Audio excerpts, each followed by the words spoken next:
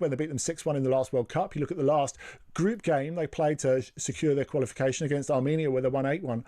They look $1 million without him.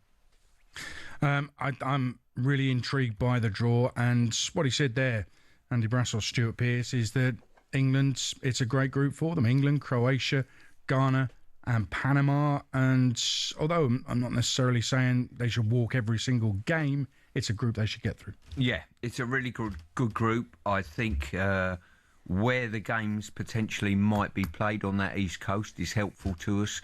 And I think the biggest forte that we've got within all of this is the fact it's going to be one of the last kick-off games in the tournament, because we've got potential Champions League date to worry about if an English team or two English teams get there.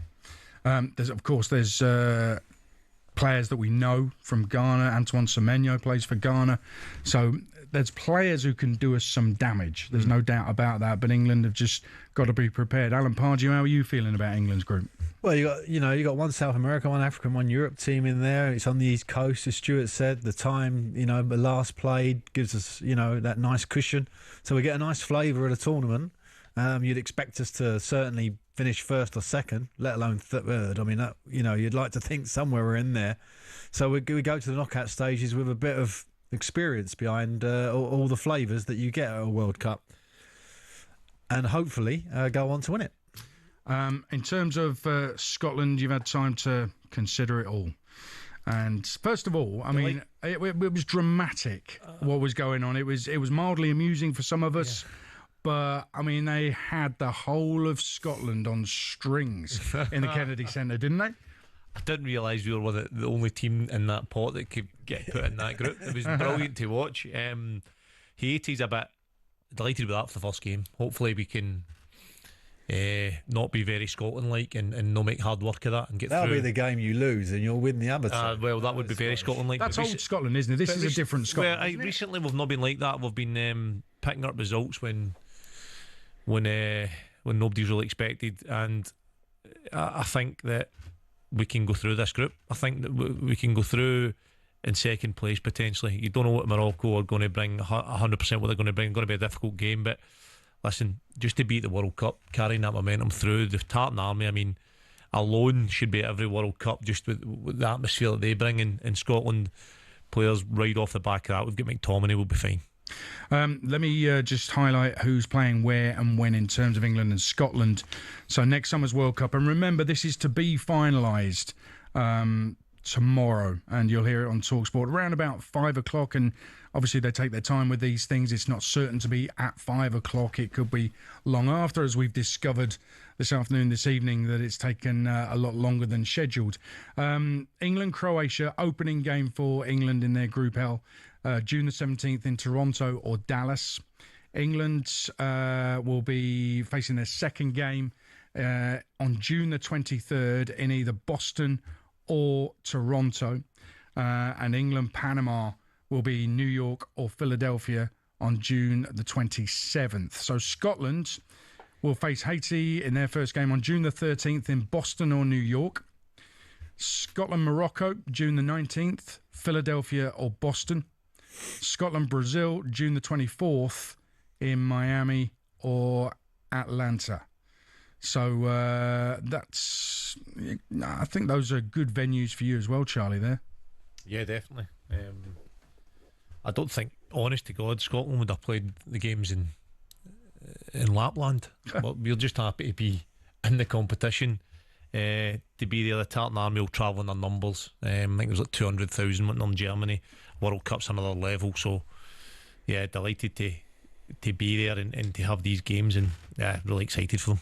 Okay, assuming that seeds win groups, etc., England's route to World Cup glory, should it happen, is likely to be as follows. So if they win the group, we're looking at, I mean, obviously it ends up, given the seeding, Spain-Argentina would be the final. Okay, we've lost to Spain in the final already. Argentina, the current world champions, but before that, could be a semi-final against France before that, a quarter-final against Brazil, Mexico in the round of 16, and a third-place team in the round of 32.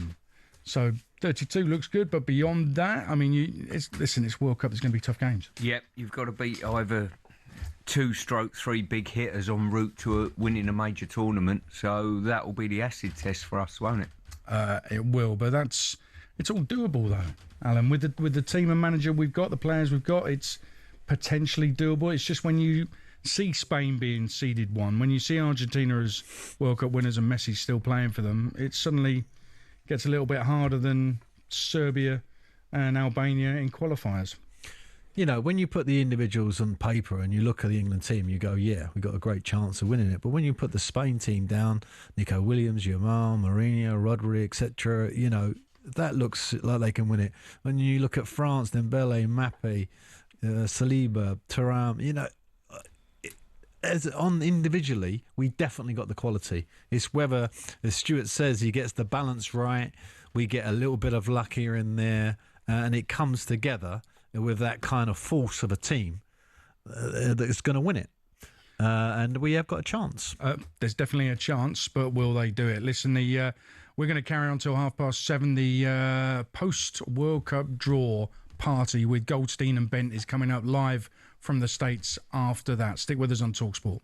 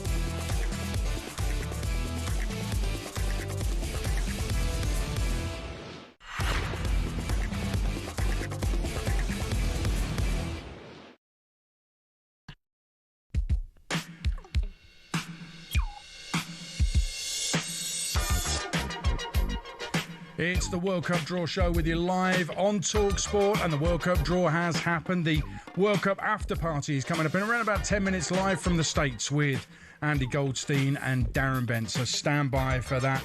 That'll be live on YouTube and CTV as well as this show. I'm Adrian Durham, Alan Pardew, Stuart Pearce, Charlie Mulgrew still with me after that World Cup draw.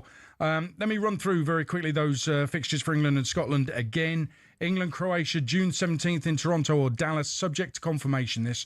England, Ghana, June the 23rd, Boston or Toronto. England, Panama, June the 27th in New York or Philadelphia.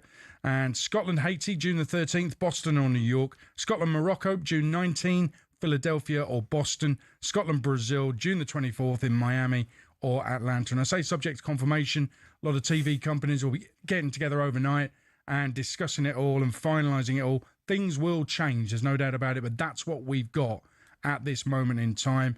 And Charlie Mulgrew was just wowing about the venues for Scotland, weren't you? Loving it, aren't you? Perfect. Couple of wee train journeys there. Nice and easy for the Tartan Army. They'll be able to go on there with their beers and travel nice and close. But I'm not sure you'll get a flight out of Scotland going to Boston or New York. I think they've been booked already, mate. They're done. They are. Can we talk about Group I, which is France, Senegal? It's a FIFA playoff winner as well. That's from the Iraq, Bolivia, Suriname playoff and Norway. I mean, I think Stuart Pearce that's a tough one, but we're all looking at Norway, who were the ones we all wanted to avoid from pot 3. Yep. And England managed to avoid them. But I think that they're going to be a lot of people's dark horses to go far at this World Cup. Well, with potentially 3 teams going through, especially, this is a tough old group: France, Senegal, Norway, and the winners of a playoff situation. So, I think this is the toughest group of the lot. I think so as well. And when you've got Erling Haaland, Alan Pardew, I mean that's a goal machine that could ruin anyone. Actually, I mean Norway up against anybody. If he's on it and they don't deal with him in a certain way, if they don't upset him, get physical with him, whatever it is you've got to do to try to keep him quiet, then you could face elimination. Well, they proved against Italy how powerful they are as a football nation at the moment. But, you got to remember that this is an enormous tournament. And we're talking about they was the toughest team in pot 3, but pot 1 is a vast pot 1. You could look at them all: Portugal and the Netherlands, Germany. There's some outstanding teams in this enlarged World Cup. I'm just looking at the groups that we had them all up a minute ago. How big this tournament is. It's 40% bigger. There's so many games. I don't really know how we're all going to digest it all. It's just going to be enormous. See, when you look at Northern Ireland and Wales, if they can come through qualifiers, they're all of a sudden in a group with Canada, Qatar and Switzerland. All of a sudden you're looking at getting through a playoff and you're getting a run in a World Cup. Well, you're absolutely right. And those 4 teams, so Wales will take on Bosnia, Italy will take on Northern Ireland, winners meet, winner of that goes to the World Cup. And I think you said, Stuart, didn't you, in the middle of the draw, actually that playoff winner could well be favourite in that group. Well, that's the incredible thing, it's Canada's group, isn't it? And Qatar and Switzerland, and the teams that are in the playoffs, whoever wins that will say, you know what, we've got a route in here, out the group and onwards. And this is where people say, well, they're a playoff team, they shouldn't get anywhere in the World Cup, or you should have beaten them, etc. Hang on a minute. That will be an incentive. It will be a motivation. Does my mind suddenly recall that Denmark were on the beach and hadn't qualified for the tournament and come and won the Euros? Disbanded. 1992 or something, wasn't it? It was 92. Yeah. So there you go. Yeah, anything can happen. Let me recap the groups for you. Group A, Mexico, South Africa, the Korean Republic, South Korea, and the winner of European Playoff D, which could be Ireland. Group B, Canada, and the winner of European Playoff A, which could be Wales, could be Italy, could be Northern Ireland, Qatar and Switzerland. Group C, Brazil, Morocco, Haiti and Scotland. Group D, USA, Paraguay, Australia, and the winner of European Playoff C, which is Slovakia, Kosovo, Turkey or Romania. Group E, Germany, Curacao, Ivory Coast, Ecuador. Group F, Netherlands, Japan, winner of European Playoff B, which is Ukraine, Sweden, Poland or Albania, and Tunisia are also in Group F. Group G, Belgium, Egypt, Iran and New Zealand. Group H, Spain, Cape Verde, Saudi Arabia and Uruguay. Group I, France, Senegal, winner of FIFA Playoff 2, Bolivia, Iraq or Suriname, and Norway. And Group J, Argentina, Algeria, Austria, Jordan. Group K, Portugal, winner of FIFA Playoff 1, which is DR Congo, New Caledonia or Jamaica. Congo will be favourites for that. Uzbekistan and Colombia make up Group K. And Group L is England, Croatia, Ghana and Panama. So Alan Pardew, who's going to win the World Cup? I would say at the moment, Spain are favourites. Spain. And that doesn't change from the draw whatsoever. No, I don't. The draw to me is, an elongated thing. But until we get to that knockout stage, when that pot one really kicks in, and maybe they start playing against each other, that's when this tournament really is going to unfold. Stuart Pearce, who's going to win the World Cup? I hope England. Wouldn't it be nice? It would. It would. And we'd look back over the last 8 years and say they're all the building blocks that we needed to put into place, and throw on top of that St George's Park being built in 2012, and we'll say what a long-term plan we had to eventually pick up the World Cup. And just going back to that point, Stuart, you was right what you said earlier about you need to get close to win it. You need to make those kind of steps, and we have made those steps. So let's hope we make the final step. Well, the academy's growing and being funded and used properly and developed properly has been a big part of that. Yeah, it certainly is. Who's going to win the World Cup? Brazil. From Scotland's group? Yes.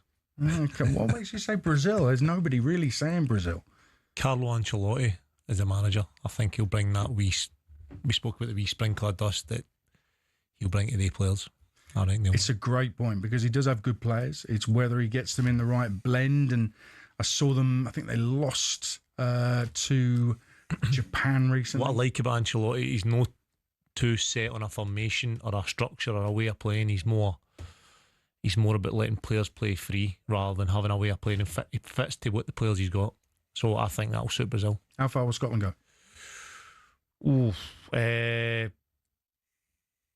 Last 16. That's bold. I like that. Yeah. I like that. Last 16. Is the whole of Scotland excited right now? Oh, excited is an understatement. Can you imagine? Do players, are they excited about a tough group, or are they thinking, could have had it easier? No, I think as a player, you want to get there, especially Scotland, who have not been there for years. And then the way I look at it is you want a good team like Brazil in there. I wanted England, but Brazil, you've got Brazil.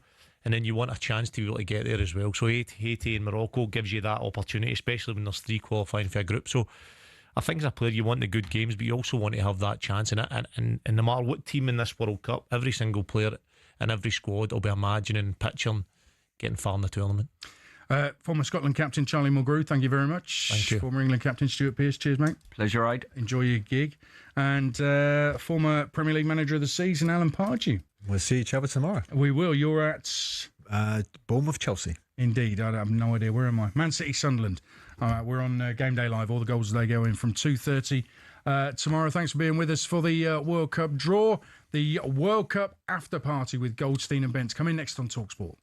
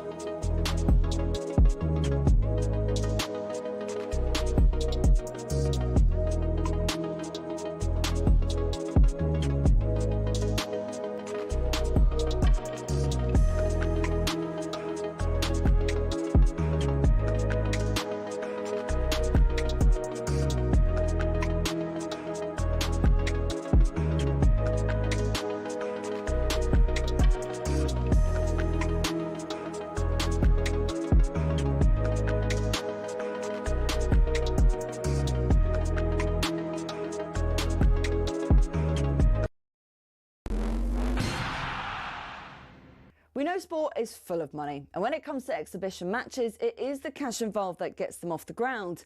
But that's what makes it even more annoying if the event falls flat. When Mike Tyson fought Jake Paul, 65 million people streamed it on Netflix, but many people complained of buffering and freezing, and the fight itself wasn't that great either. So fans got shortchanged, while Tyson and Paul took home around $60 million between them. Another one with a huge prize pot was Tiger versus Phil in 2018. That had £9 million. But again, the pay-per-view had streaming issues. Miking up the players was an anticlimax too, and the golf itself was bang average. When Ronaldo went to Saudi, we all knew money was the driving force, given his salary of £177 million a year. But then they thought, let's get Messi over for a game. So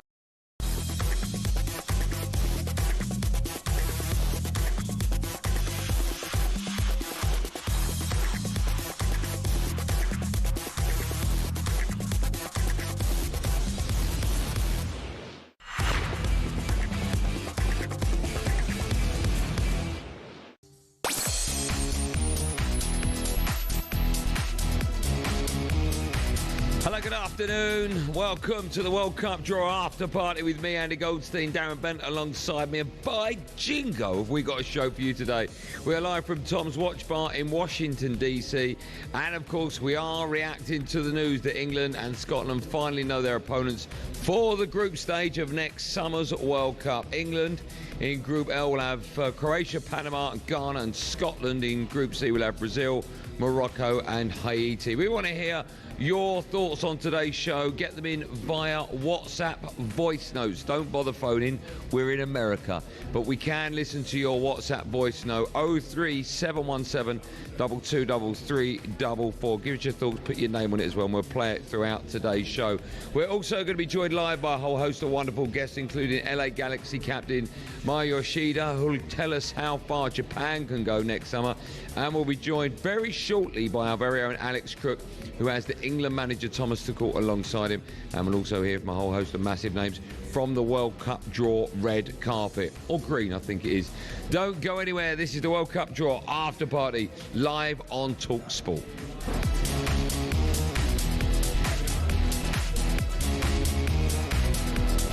Yes, good afternoon to you, and you can have your say simply by leaving us a voice note. We're going to give you our views, as will all our guests this afternoon. But as always, we want to hear from you, the talkSPORT listener. 03717 223344. Get your WhatsApp voice notes in now. Just quickly, in case you're tuning in late, I've already told you England and Scotland.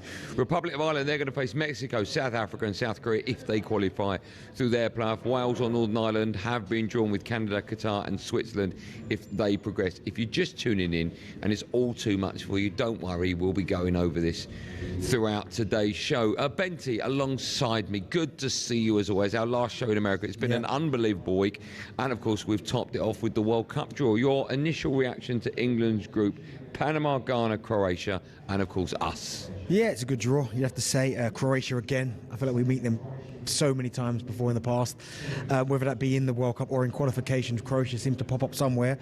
Panama, yeah, good result, good draw. Ghana as well. I think England will be looking at that. And I never really worry about England when it comes to the group phases. We get a good group, and with the quality we've got, we usually get out of the group. I know there's been instances before, certainly maybe before Gareth Southgate, where it sometimes looked a bit ropey getting out of the group. But no, I think it's a good draw for England. I think they'll fancy their chances of getting through.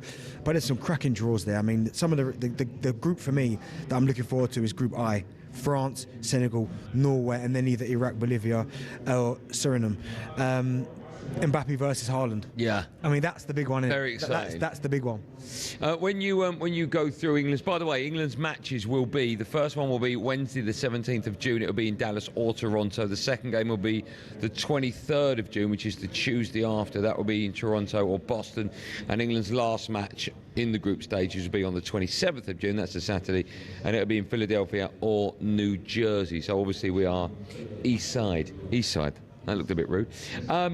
it doesn't really matter who England get as long as we get out of the group. But there were moments when that draw, that could have been bad. There were moments when that draw was being made. We were all sat here watching it, and it was when a big name was coming out. It was like, oh, we don't want them. I mean, Scotland. We'll talk about Scotland in a minute with Brazil. What a fascinating game that will be. But I think the England manager, Thomas Tuchel, we're going to hear from him shortly. By the way, he's with Alex Crook. I think he'll look at that group and he'll be pleased with it, won't he? He will be pleased with it, but listen, like the World Cup, if you want to win it, you're going to have to go for the best teams anyway. Yeah. Do you know what I mean? It's funny because, like, you always do it where, not you, I'm just saying, like, English folk. Yeah. The moment they come out of the pot, they start planning their route to the final. Don't they? Well, if we go this way, get this result, we can get here. I just think if to be the best, you've got to beat the best. And there are some top sides in this World Cup. It's obviously an expanded World Cup, and I guess that's one of the positives I actually quite like about them making it bigger, is that we're going to see now nations and players that we've not seen before, but also as well, we're going to have there's going to be people there that are going to turn themselves into superstars, absolute superstars. So I think that's good. And also as well, when we were watching that draw, now we've been quite fortunate enough that England on the whole have qualified for pretty much most major tournaments. So even though it's exciting, we have seen it before. But if you're like hold on a second there. Seriously, if you're like a caracal, do you know what I mean? Do you want to pick that chair up? Do you know what I mean? Like, Caracal, for instance, they must have been sitting there going, I can't wait for this. Like, the whole experience must have been crazy. But obviously, we get down to business in the summer next year. We start to get going, and I'm looking forward to it. What did you make of the way the draw was conducted? And by that, I mean, of course, when England had another European team that was drawn out, that was it. We couldn't get more than another European team. The same for, of course, the South American countries, etc. Makes it very complicated. It does make it complicated. Is that a good or a bad way to do a World Cup draw? Do you think that it should just be you pull the names out of the pot? I know they're going to be seeded, but do you know what? Right. So the European aspect. I just think if you get drawn, you get drawn out, right? Yeah. I understand if there are certain regions that are in conflict. That I do understand, because then you can't have. Do you know what I mean? So that I understand. But I think on the whole, it made it really complicated to almost like, well, he can't go in here, so he's got to skip 2 pots to go in. That was a little bit tough to kind of keep up with, but at the end of the day, it's done now.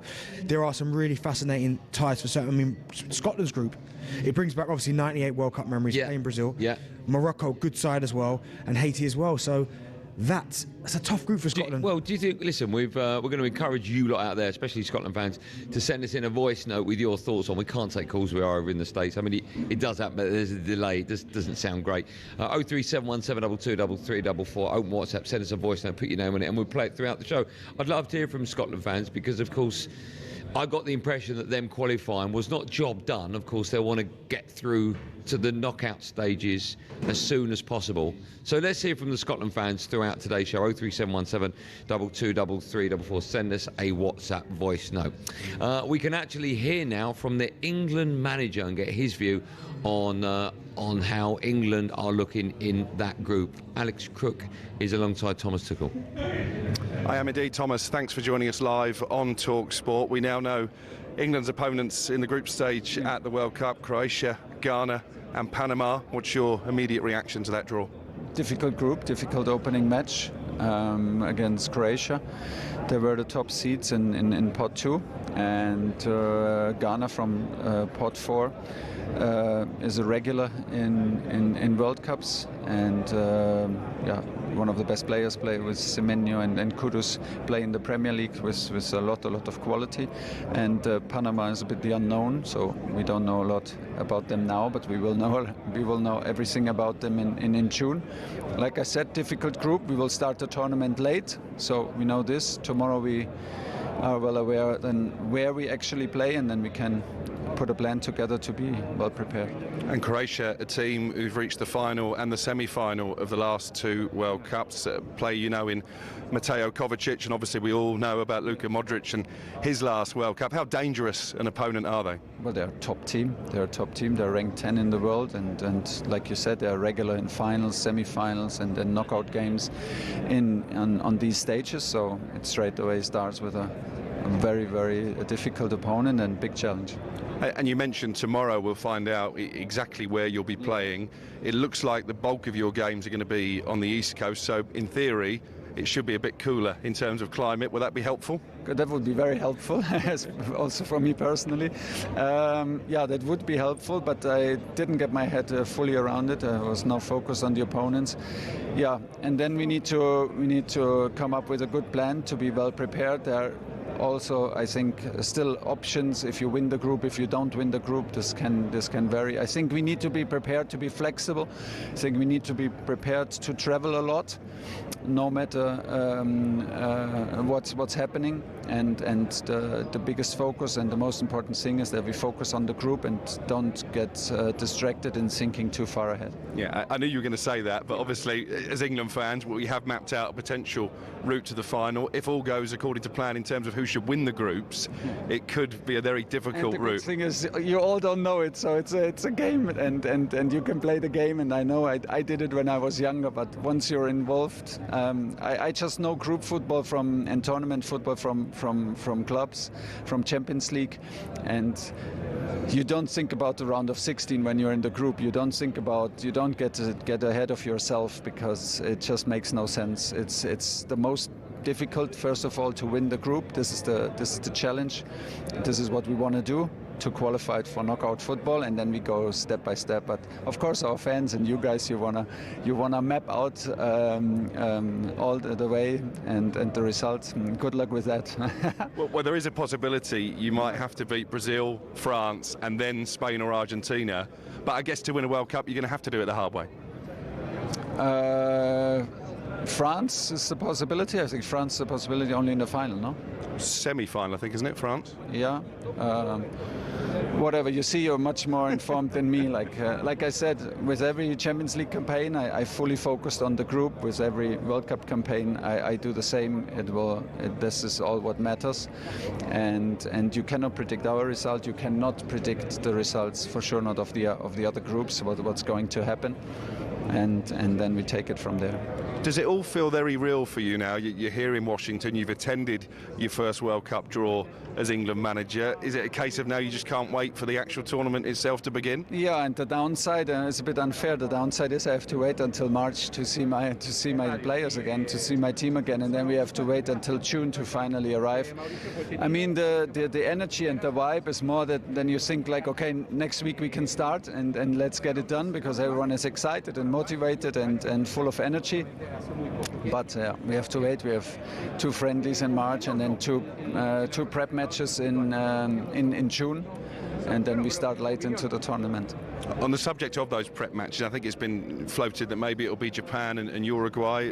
Is that likely, those 2 friendlies in March? It is likely, I think, from terms of organization, but we have to maybe think twice, because we have not an Asian team now in our group, and we don't have a South American team in our group, so I have to think about it if we need to open the subject and maybe look for other options, if this makes more sense for us to be maybe better prepared. But in general, I think we will have strong opponents in March and to take the next steps. And just finally from me, you'd have been rubbing shoulders with the great and the good from the world of football in terms of current managers, former legends. Do you get the impression that the rest of the football world is taking England very seriously as contenders for this World Cup?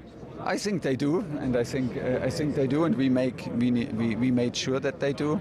If they don't do, also good. So we can play the underdog card. But I think the team performed so well, and they know that we are full of hunger, and we will arrive full of desire to make something special happen. Yeah, they take us very seriously, but a lot of them are also full of confidence, because they did it in the recent years. Listen, this event is a bit unreal, because I see so many childhood heroes and from Stoichkov to Romario and Hugo Sanchez and whatever. It's amazing to see all these people involved, all these big names of the game, and very grateful for that. Well, let's hope that after the World Cup we're talking about New England heroes. Exactly. We need to make sure that this happens. Thomas, thanks for joining us. Lovely to see you. There you go, Thomas Tuchel live on talkSPORT. Great work as always, Alex Crook. Just a reminder, you definitely want to stay with us if you're a Scotland fan. Stevie Clark will be joining us in a moment, and Carlo Ancelotti also will be appearing on our show in the next 2 hours. It's so funny there because he said to Alex Crook about he leaves it to the media and us to plot his route out, and then when Crookie said, "Oh, you can meet Spain in the France in the semis," he was like, "No, the final, I think." Yeah. Well, no, Thomas. It's obviously he is in his mind thinking about what route that England might get. Yeah, of course right. he is. He has to. But he makes a very good point because it's very rare that every favourite of every group will go through as group winners, exactly. right? You're always going to get upsets in the World Cup. That's to be expected. There's a couple of things he said there actually that I found quite interesting. One was that we haven't talked about yet, and we'll talk in more detail about this on the other side of this break, that we start the tournament late. Now, when we discovered that, when we were waiting for the balls to be pulled out of the pot, etc., and we knew that we were at the right end of the draw, and we were discussing, is it a good thing or a bad thing? Personally, I think 9 times out of 10 you go into a World Cup and it's on the back of a long season. There's always little niggles, there's little injuries that key players might have. So I think to have as much rest as possible for our first game is only a good thing, right? Yeah, I mean, even if it is, as I said, what, extra 6 days, I think 7 days, it's rest at the end of the day. But of course, you can give a few other players a little bit more time to kind of get ready for the tournament, but listen, the preparation and that you'd like to think would have been done before that. Yeah, obviously you're fine-tuning that last week, you're fine-tuning it, maybe little tactical tweaks here and there, having a look at opposition, but on the whole, a week leading up to your first game of a major World Cup tournament, the prep's already done. Yeah. The work's already done, but you said, as you said there, because you're going to have guys maybe potentially going deep into the Champions League and other European competitions, so if you can get a little bit of rest before that first game, then that's only a positive. And it would be, I know I'm getting ahead of myself, but it would mean that if we got to the last 4, we'd play the last semi or the second semi-final, which is even a day later than after. You are getting No, I know, but you think about these, right? Crookie was, saying that we got Brazil in the quarters, then France, and then Spain or Argentina. You do get carried away. You do start mapping out the future, So they're some of the things you look at, right? But I always think to myself in these type of situations, just go out and play. Yeah. Don't overthink it and start thinking, well, if we get past this team, we could play that team. Forget about it. At some point, if you want to win the World Cup, you're going to have to go through some big hitters. So, and England under Thomas Tuchel, I've got no doubts will be prepared. We are live in Washington, D.C. We're reacting to that World Cup draw. You can as well. You can't phone up because we're here and there's a delay, but we do want to hear from you. You can leave us a WhatsApp voice note, 03717223344. Put your question on it, or even just your fact or your statement you want to talk about your country in the World Cup. We'd love to play it out between now and the next, just over 2 hours' time. And in that time, we'll be hearing from Carlo Ancelotti and Stevie Clark as well, and lots of big names joining us here live from Washington, D.C. on the back of that World Cup draw. We'd love to hear from you. That number again, if you want to leave a voice note, is 03717223344. More from me and Benny right after this, live on talkSPORT.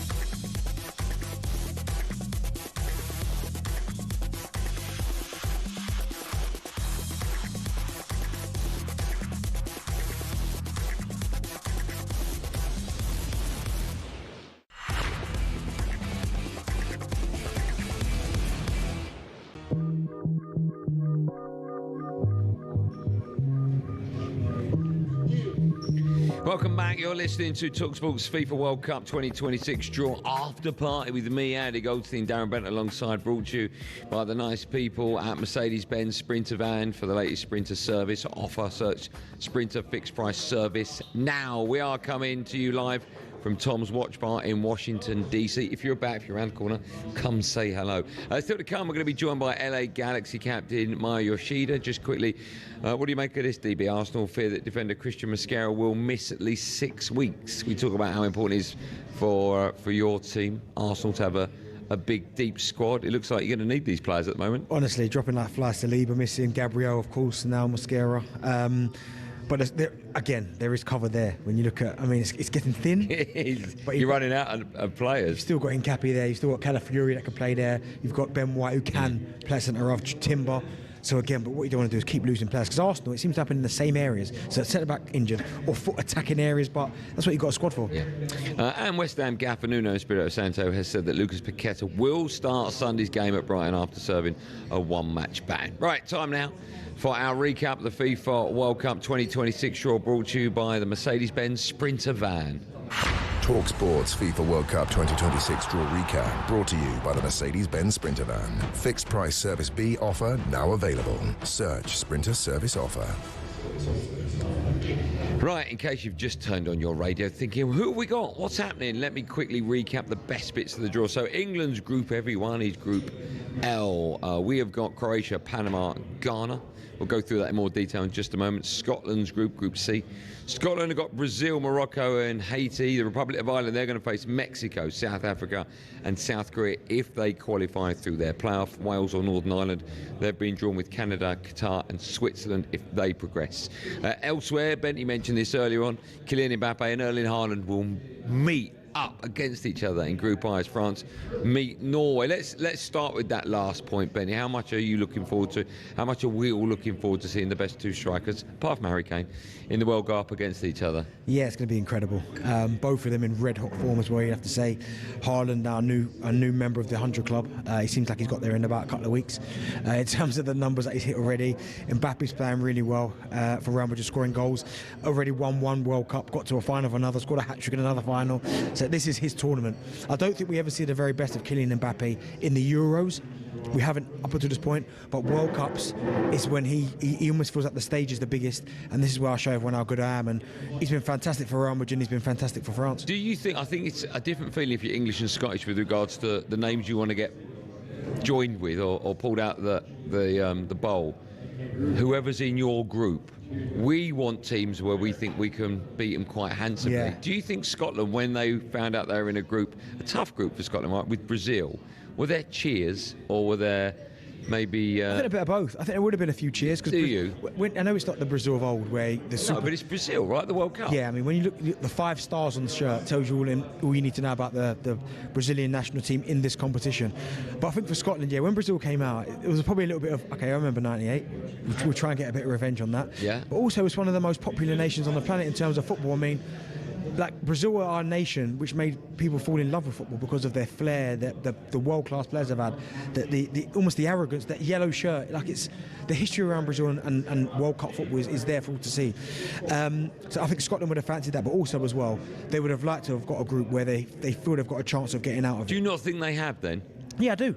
Oh, you do? Yeah, but so Brazil, Morocco and Haiti, right? Morocco will be tough. Like Brazil, we know about Brazil, but again, Brazil, they're not Brazil of old. So the fear factor will still be there, but it's not like before where they're rolling. I mean, they don't even know their number 9 is, right? Exactly. Well, I couldn't tell you who their number 9 is. So maybe the fear factor a little bit's gone. But Morocco have got some good players in their squad. Like some, obviously, again, if he's ready, Hakimi. Everyone knows how good he is in terms of the right back. They've got so many good players that it doesn't really matter who they come up against, Scotland, in this group. I mean, just having a quick look now at some of their players. It's gonna be tough for Scotland. They know it's gonna be. Do you tough. not pronounce some of those names? Like loads of them. You had a look and then carried on talking. Nah, yeah, who have they got? Yeah, Hakimi. He's unbelievable. Yeah, he's an incredible defender. But no, listen, I think Scotland will look at that, and I think they will fancy their chance of getting it. Yeah. We were talking about, in fact, Alex Crook made a very good point to Tom Tuchel when he spoke to him about 6-7 minutes ago, the fact that we are on the East Coast and it's a little bit cooler. How much do you think the weather's going to play a part for the European? It's going to be massive.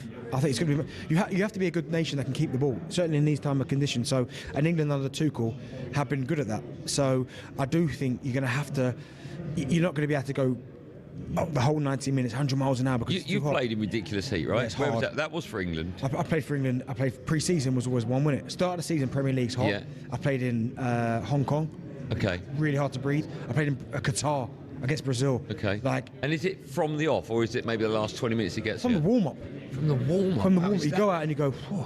And then obviously they're going to allow you to have water breaks, which they're going to have to do. But still, that initial kind of first 20 minutes trying to acclimatise to the weather when you're playing a football match is tough. Really, really tough. So they're going to have to do it quickly. But as I said, for the Scotland fans, they'll look at that group and go, yes, got a bit of flair, got a bit of culture in Brazil, but we've got a great chance of getting out.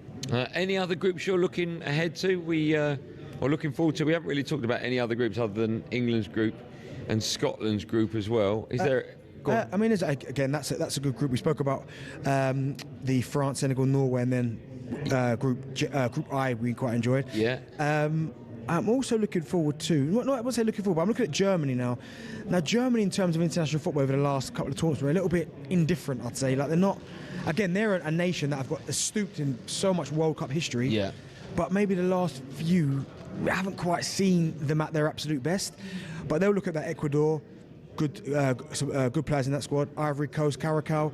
They'll be looking at that again, okay, we should be under no problems getting out of this group. But what I quite like, and it's going to happen to somebody, I don't know who it's going to be yet, but how many times have we sat here, opening game of the World Cup game, well, they'll win, and all of a sudden... It won't happen. No, do you don't think it'll happen? No, it won't happen as we all think. There's no way you could map out everyone's route to the... Argentina won the last one. Yeah. They got beat by Saudi Arabia, didn't they?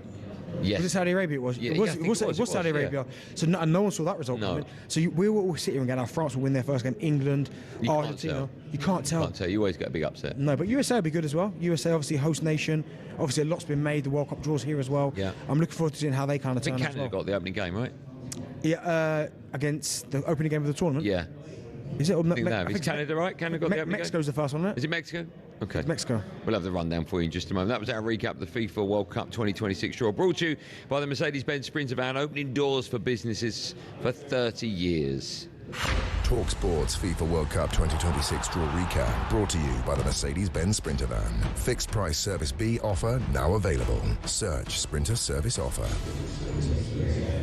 A reminder, we are in Tom's Watch Bar in Washington, D.C. If you're about, we've got 2 hours left of our show, come down. We'll have a chat with you. If you're a fan of Team America, we'll get your views on that. If you're listening back home or from anywhere around the world and you still want to have your say on talkSPORT, you can by sending us a WhatsApp voice note. We can't take calls, the delay just wouldn't work, but you can send in a voice note, 03717223344. Put your name on it and your question or your little statement you want to say. Before the break, we heard from the England manager, Thomas Tuchel. When we come back, we'll hear from Scotland's gaffer, Stevie Clark, and also, fingers crossed, Carlo Ancelotti will be joining us as well. 2 big hours coming your way, and they're coming right after this.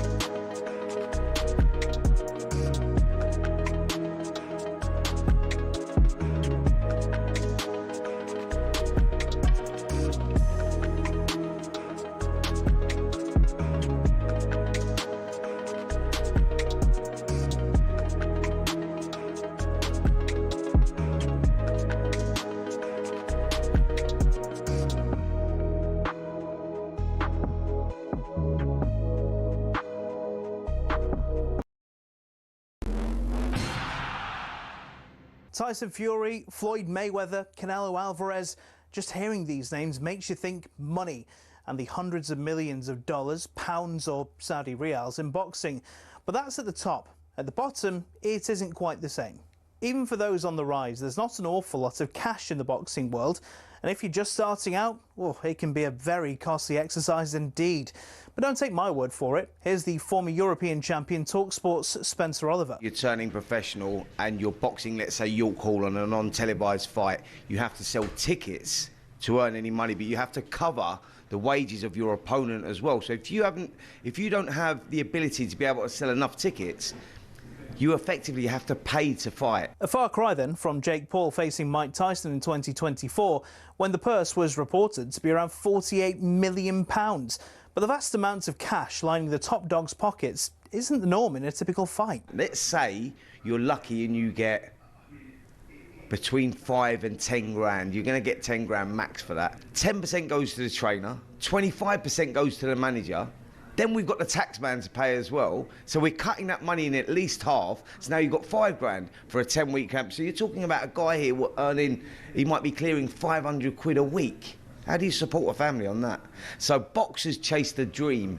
And, you know, there's probably 2% of them that actually make it. So say you do make it and you start to rise up the ranks. Strikers Boxing, a training academy, says the mid-tier fighters can earn more, somewhere between £10,000 and £50,000 a fight, depending on record, profile, opponent and popularity of weight class.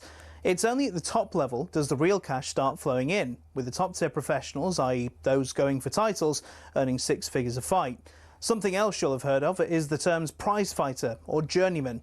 A prize fighter is, as it sounds, someone who picks up fights where they can and gets a nice big check if they win. Journeymen are the fighters who take on up-and-comers, effectively used for experience in the ring.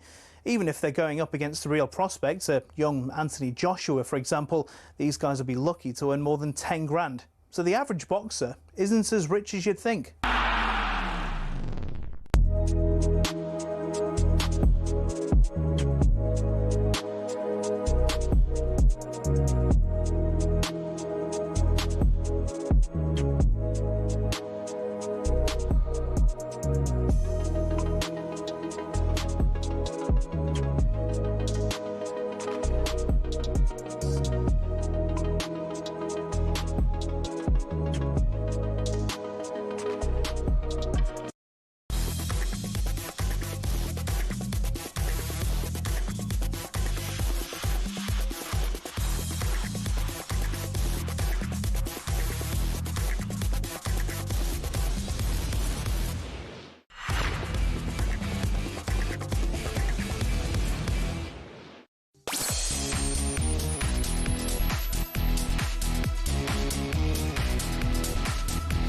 Welcome back to our number 2 of Drive Time, the after show party. We're live from Tom's Watch Bar in Washington. It's me, Andy Goldstein Darren Bent, alongside. Still to come, we'll be hearing live from Scotland manager Stevie Clark discussing his side's draw. We'll talk about England's draw in just a moment. But if you are watching on YouTube, you'll see we are in the bar. There's people behind us. If you're about to come down, you may be thinking we've splashed too much cash on decoration. Have you seen all the little mini World Cups we've got on our desk? All solid gold as well. Well, I think these are chocolate. Do you think these are chocolate? Oh, well, maybe they're not actually. Oh no, look. That would maybe that's a candle. Anyway, it's definitely not solid gold. It is a candle. It is a candle, is it? And look, real plastic this is. And by the way, don't bother writing in. A lot of these flags, the countries aren't actually in the World Cup. But we've done our best, right? We've got limited resources. Get off our back. Right. Let's discuss England in a bit more detail. Stevie Clark, by the way, as I just said, he'll be joining us live on today's show, and Carlo Ancelotti as well, to name but 2. Lots of big names coming up. Right. Now, earlier on, we heard from the England manager, Thomas Tuchel. In case you missed it, we'll be replaying that a bit later on in the show. How many of Thomas Tuchel's first 11 do you think he knows now? He said earlier on that we got games, what is it, 2 matches in March we got before the squad will meet up again for 2 more friendlies just before the World Cup starts, and then that's it. If you were to ask him right now, write down on a bit of paper your starting 11 if everyone's fit, does he know it? I think he knows 9 of them. Okay, where are the okay, go through the 9 that you think he knows. Right, so I think he's going to go, obviously, Pickford in goal. Are you going that way around? Okay, right, yeah. Pickford in goal. Reece James right back. Yeah, everyone's fit, this is. Right. Okay. Stones.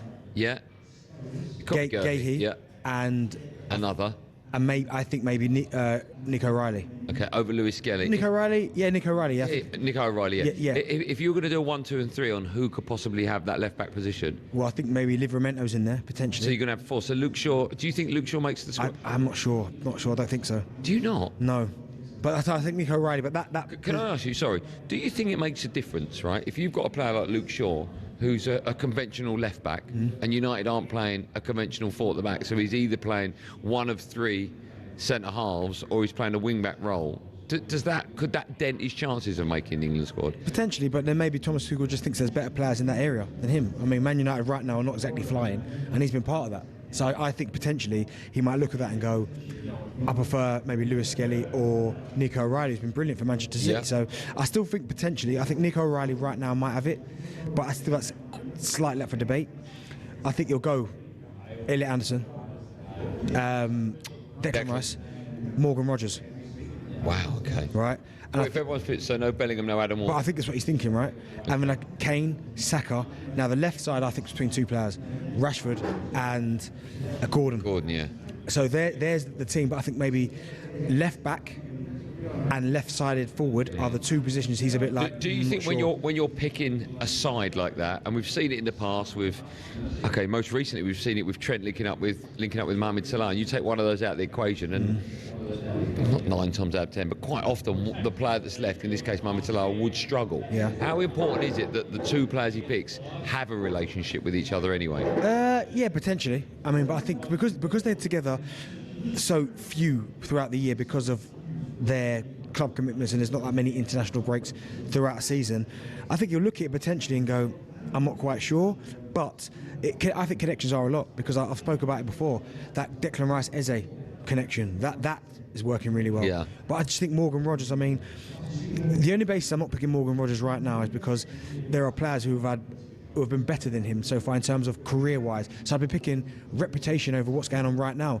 And Morgan Rogers right now for England hasn't let them down, and it's been brilliant for Aston Villa, which is why they're on this incredible run. So I just think left-back and left-sided. I think he knows who the crop of players he wants to put on that left side in terms of Gordon and Rashford. I'm just not sure which one he's going to start. Do you think he will pick an 11 irrelevant of who the opposition are, i.e. his strongest 11 they play, or could it change depending on who we've got? So it has been announced, by the way, let me tell you that our first game that I mentioned on the 17th of June, we do have Croatia now. That's been confirmed. England's first game on Wednesday the 17th will be Croatia. Our second game on the Tuesday following, which is the 23rd, will be Ghana, I think. So the 2 tough teams first. And then Panama last, yeah. So I think, I don't think Thomas Tuchel is a manager that goes in with plan A and just tries to stick to it. And listen, if the first team against Croatia go out there and smash them 5-0 and put in a really good performance, he might think to himself, I ain't changing it. What am I changing it for? Yeah. But I think he'd like to be able to beat Croatia, beat Ghana, and then that last Panama game, maybe 1 or 2 he could maybe change. But I think first and foremost, game 1, strongest team. Depending on the performance, go again. Send a message. Send the message. Yeah. Okay. Send the message. You've been sending messages. What a link that was. I've been asking you since we came on 03717222334. Send us a WhatsApp voice note. We can't take calls. We are in America. The delay just wouldn't work. But you are sending voice notes. Thank you for that. Let's hear from Kunal. I think that's how you pronounce it. If I get that wrong, I apologise. Kunal's sent one in. He's an England fan. Let's have a listen and find out what he makes of the draw. With the majority of England's group games in the northeast of the USA, it's going to be a good thing. I think they've lucked out weather-wise there. Also, just wanted to know, with England heavy favourites in the group, what's the realistic points target from the group? 7, potentially 9. And if there is a team to take points off them, which one would it be? I mean, it would last to hear most of the message about Jack shouting all over it. That is so funny. Honestly. 5, 10, 3. So let's work backwards. What realistically is the points target? I mean, I suppose it's going to be 9, isn't it? Yeah, you'd like to think so, but then a little bit of arrogance there. I mean, we didn't lose a game. We didn't concede a goal in qualification. Yeah, but when I'm looking at Ghana, we'll take Ghana for instance, right? Yeah. They have got some good players, by the way. I mean, I think Thomas Tuchel. Have you got a list of them, or you just? No. Is it going to be as generic as? Okay, so they've got Semenyo. Croatia's team. Semenyo. Yeah. There's one for you. They've also got Fatawu, Leicester. Okay. I know he's had a few injury problems. He's there as well. You've got the likes of, there was another one as well, Thomas Asante's having a great season at Coventry. Jordan Ayew, I know he's maybe getting older, but still there. Mohamed Kudus. So let me go Thomas Partey. So all of a sudden you start looking through some of Ghana's team, and you do start going, oh, okay, maybe it's not going to be easy. So I'm Any more names there? We should. Who you got? Scroll down. Who you got? Joseph Ayang. Yeah. What do you make of him? Oh, do you know what? I missed that one. And Naki Williams, another one as well. Happy you are that you found him. Yeah, I forgot about him as well. So it threw me because his brother plays for Spain and he plays for Ghana. So do you think it makes a difference that these players know each other now? What do you mean? Well, back in the day, right, when there wasn't that many foreigners playing over in England, when we had a World Cup, you look at the opposition and go, oh, I've read about him. Now we not only do we watch these players week, but he might be your teammate. You might know his weakness. Yeah, potentially. It might help. But, I mean, going back to the original WhatsApp question, I think 7 points, I think, is a realistic target. You win 2 games, even if you draw somewhere. Like I'd expect, it would surprise me if England beat Croatia, draw with Ghana, and beat Panama. Like that would be. And that's okay, right? 7 points, unbeaten. But do you think if England, I suppose going into the last game, the group can't be wrapped up realistically? I suppose it could, but results have got to go your way. There's only 3 games, right? Because I was going to ask, if you get to a certain stage and you don't need to play your strongest side, you can rest players. Yeah, but do you do that? I don't think Thomas Tuchel will go like full rest where he changes like 10 players. But I think if you've got 4 points from the first 2, or even 6 points from the first 2, I think you might just go maybe 1 or 2. But I think 7 points getting out of that group would be decent. I know there are going to be a lot of England fans screaming at the radio saying, no, 9 points, it's got to be 9 points. But listen, it's not, you don't have to peak too early. I remember watching Spain in the last Euros, covered Spain a lot. In terms of their performance, they were winning games, but they got off to a relatively slow start in terms of the way they were playing. Boy, when it come to like crunch time, they were ready to go. Yeah. In case you're joining us late, we're talking about the World Cup draw. Croatia, Ghana and Panama are in England's group. We'll be taking your voice notes on it. We can't take your calls. 0371 722 3344. We'll have Stevie Clark join us, Carlo Ancelotti as well. And a bit later on, we'll talk about last night's football. We don't have to if we haven't got to. No, we've got to West Ham. Oh, dear. We watched it in the pub, didn't we? It hurt you, didn't it? No, we didn't, because I'm used to it. It hurt Crookie more. Oh, my God. I thought Crookie was going to cry. Also, we should talk about, by the way, a grown man. We love Alex Crook, right? But he was with us and he was dressed normally. Wearing a football shirt. And then he went off to the toilet, came back and he had the Man United away top on. Weird, that. Don't trust him. That is a bit weird. Yeah, a bit weird. Great guy, but very weird. Yeah, very weird. Right, we're going to have a quick break, or as Rio Ferdinand would say, right, guys, we're going to have a quick break. We'll be back with more big names right after this, live on Drive and talkSPORT. Not Drive, live on the World Cup draw, after party. We'll see you after this.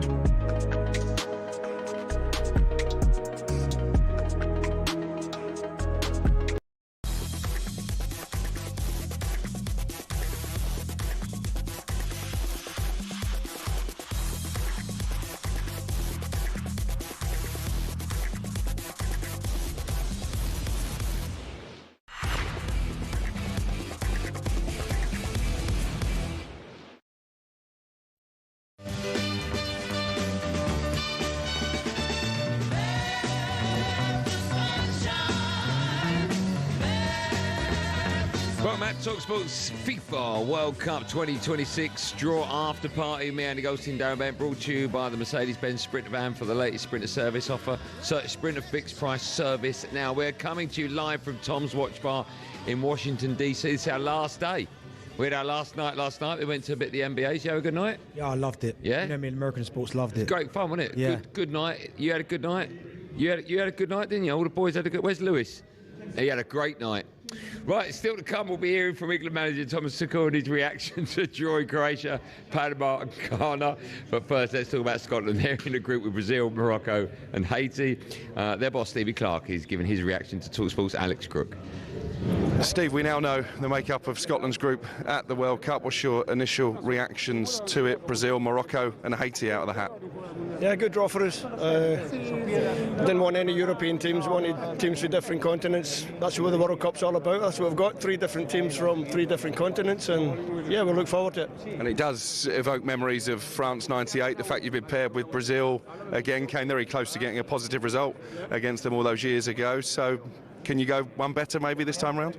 Yeah, we've got both of them, Brazil and Morocco were both in the group, so chance for revenge on both teams, and hopefully we can take it. How important is the first game going to be? The fact it's against Haiti, obviously on paper the easiest of your 3 opponents. I know you won't take them lightly, but how important is a winning start there? I think it's important not to take them lightly because they won their qualifying group, so that tells you that they're a pretty good team. For us, it's to go there. We know every game's big in the World Cup. Every game's big in a qualifying tournament. You have to get the points required to get you into the next stage. We haven't managed to do that.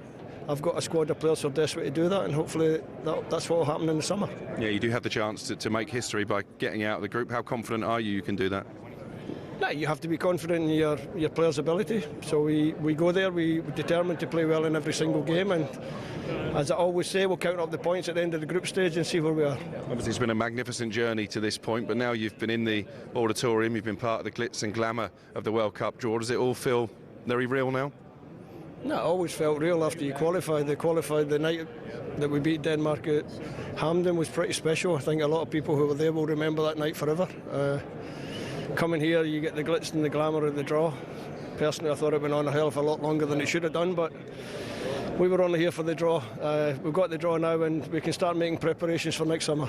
It's not the easiest of World Cups to get to in terms of finances, but obviously the Tartan Army have waited a long time for this. They'll be out in force. How much will their support help you next summer? No, their support always helps us. The Tartan Army, the boys that travel everywhere, they deserve the chance to be at a World Cup, and hopefully they can save up the pennies. Hopefully the powers that be don't make it too expensive for them to get here, and if that happens, then they'll be hearing their numbers and they'll give us great support, which they always do. That's important, isn't it, to make this an affordable World Cup for the fans? Yeah, if that's the way, obviously you don't want it to be too expensive for them. You know that people have to make money out of the tournament, but don't fleece the fans because football's all about the fans. Good work, Alex Crook. He's getting all the big names for us. And how honest of Stevie Clark to say what we're all thinking. That draw went on way too long. He said it went on way longer than it should have done. It didn't it? But no, it's exciting. Baffing about I really like Steve Clark, you know. Brilliant. Yeah, I do like He wears him. his heart on his sleeve, which I like. He does. He come under a bit of criticism and a bit of pressure when Scotland went for that horrific run where they just couldn't win a game. But to do it in the manner that they did, and generally they've got players now in their squad. I know they've always had good players, but maybe it was 1 or 2. But now you look at some of the players they've got, people like John McGinn, the Premier League captain, playing really well for Villa. Of course, the superstar who is now their superstar, and Scott McTominay, who... I mean, that overhead goals. Oh my God, the man for the big occasion. I mean, he takes himself and fair play. He goes and leaves a club like Manchester United, goes to Napoli and turns himself into a superstar, and not just like a superstar where they go for one season then they kind of tail off again. I'm watching him a little bit this season. I mean, he's scoring goals. What are you watching him on?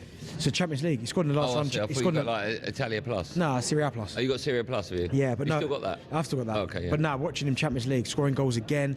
They've got some really, really good. Obviously, Andy Robertson, Liverpool, one of the best left backs in Premier League history. Kieran Tierney, good player. They've got good players now. So I think Stevie Clark will turn up to this tournament thinking we've got a great chance of getting out of the group. Well, he talked about revenge there. They lost to Brazil in '98. Was it 2-1? John Collins scored the goal. Yeah. It was a penalty, wasn't it? Do you think Morocco as well? Do you think the revenge comes into it from a game that was 27 years ago? Does that? I mean, well, it's rivalry, innit? I mean, it's not even so much a rivalry, let's be honest. No. But yeah, they're probably thinking about that. But again, I just think I don't know what it is. There is just something nice about people. Like, you want to play Brazil. because Brazil are just one of the nations that I reckon there's probably a lot of people out there. Brazil are almost their second favourite nation just because of the history it comes with. You're first, aren't they? Hey, don't aim my business. They are. But listen, why do you love Brazil so much? Just growing England up. Brazil final. Who do you want to win? England to win it, of course. That's a liar. But I just why think, do you love them so much? Just from the history of it. Like when I look at some of the greatest players throughout history, like I remember, this is kind of off topic a bit, it's but fine. being at my grandmother's house. She hasn't got Sky, never had Sky, my grandparents. She wouldn't have done when you were a kid. It wasn't about. Okay, cable, that was. Okay, right. Yeah. And then there was like 4 or 5 videos in the house, and 2 of them were like World Cup legends. Like, so I watched them religiously, and just fell in love with the Brazilian culture. Sister Act 2, Cape Fear, and the other one was some Western. Why not Sister Act the first one? No, Sister Act 2. And didn't like Whoopi Goldberg in the first I don't know. and the Cape Fear. So they would have videos. That's unbelievable. Unbelievable. But yeah, I fell in love with it. And then just watching the Brazilian players. I mean, some of my favourite players of all time, R9, So I want to talk more about Sister Act. Did you used to watch it a lot? Yeah, of course. Off by heart. I wasn't expecting that. Yeah. I thought you just randomly saved 3 other videos. I can remember it. Cape Fear and Sister Act 2. Yeah, and some Western. That's amazing. Video. I had a couple of Brazil, genuinely.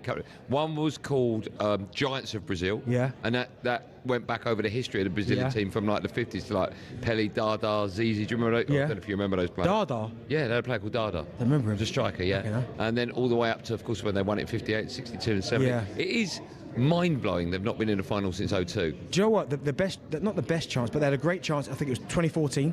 Yeah. Neymar, I think he injured his back. Yes. And that put him out for the rest of the tournament. And then they got destroyed, I think, by Germany. I think it was like 7, right? Yeah, so there was that. I think 2006, they had the team. R9 was still there. Dino was there. Kaka was just coming to it. But they ran into Zidane. And Zidane was unbelievable. I think it was the quarterfinals or the semi-finals. And that knocked them out. But since then, they've just been nowhere near it. Absolutely not good enough. And there's been times I've gone, I think Brazil have got a great chance. Just hasn't happened.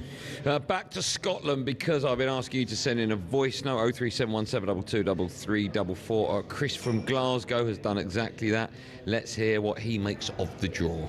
I am quietly quite optimistic about the group. I think Morocco will probably be the toughest test. They have a really good physical team. The forward line is full of players that are young, exciting, attacking footballers. The Brazil team are a very hot and cold squad at the moment. One game they look like world beaters, the next they really struggle. Haiti could surprise a few people, I think, but given the nature of how we qualified and the vibes overall from the Scotland camp, it's actually a lot more positive than it was a month ago.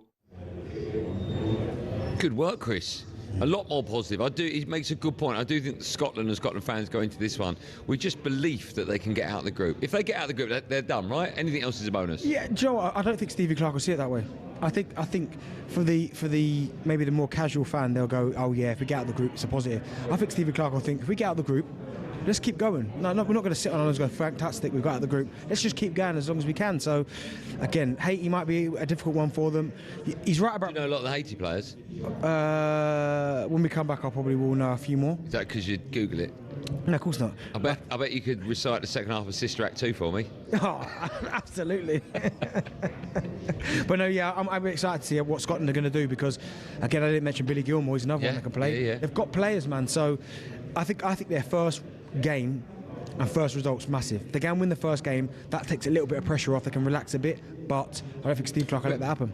I'm not suggesting for one moment Scotland are going to win the World Cup, right? But I have a question for you. We've seen it before. We've seen it with Greece, right? Obviously winning the Euros, a team that wasn't necessarily fancied to win it. Denmark being another team that wasn't fancied to win it. They went all the way. I don't even think they qualified. They were all lying on the beach when they got the call that they were going. Do you think it's ever conceivable that an unfancied national team can win the World Cup? We've never ever seen that. I think that one's a little bit more difficult. I'll never say never because we've seen football can throw up some strange things. As you said, Greece, defensively rock solid, which is what got them over the line. They win the Euros. Did they beat the final? Was it Portugal? Yes, it was Portugal. Yeah. So you got that one. You got obviously Denmark, Leicester winning the Premier League. Yeah. You see really But that I think is different because knockout football, right? That you've got a chance if you're smaller, so you've got a couple of results go your way, VAR decisions or whatever. But Leicester winning the Premier League over 38 games, that's darn impossible. Yeah, right? it is. And I think I can't see it not anytime soon where a lesser nation like a Scotland or even a Haiti, should I say, will go on and win the. I just think there's too much quality in France, Spain, Argentina, England. Do you know what I mean? These teams have got top players that are playing at some of the biggest clubs around the world. So for that to happen, there would have to be a collapse, I think. If you'd like to send in any more questions, we've had Scottish fans send in their questions. We haven't had any, I don't think, from English fans yet. We can't take your calls. We're over in Washington. The delay just wouldn't work. So send us a voice now, 0371 722 3344. Open WhatsApp. Press and hold down the voice note button. Send it. Put your name on it as well so we know who it is, and we'll play that when we come back. Right, time for a bit of no Googling. We have just been discussing Scotland. They have two familiar opponents in Brazil and Morocco. We want to know who was the other nation in their group back in 1998. Who's the other nation in their group back in 1998? The answer to that, and of course your WhatsApp voice notes. And also, if at like your grandma or grandpa's house, they had 3 weird videos, I don't think we can beat Cape Fear and Sister Act 2. But put that on a voice note as well. We'll have some fun. We've got 90 minutes left of our show. We'll be talking more World Cup, and of course we'll be looking back at last night's horror show from Old Trafford as United dropped 2 more points. No surprise there. More from me and Benny right after this.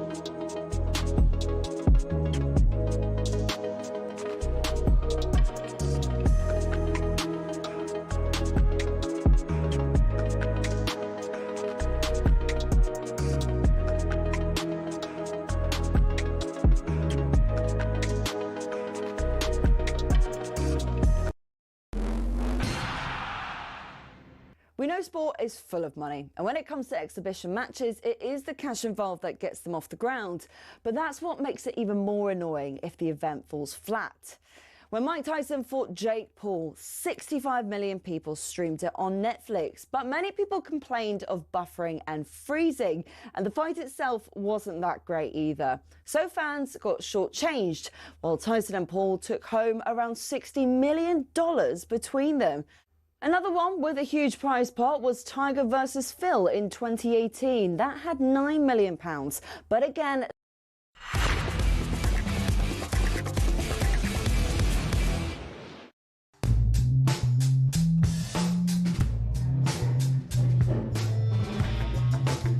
welcome back to Andy Goldstein's World Cup 2026 after show party with me, Andy Goldstein, Darren Bent alongside. Why did you say that rubbish?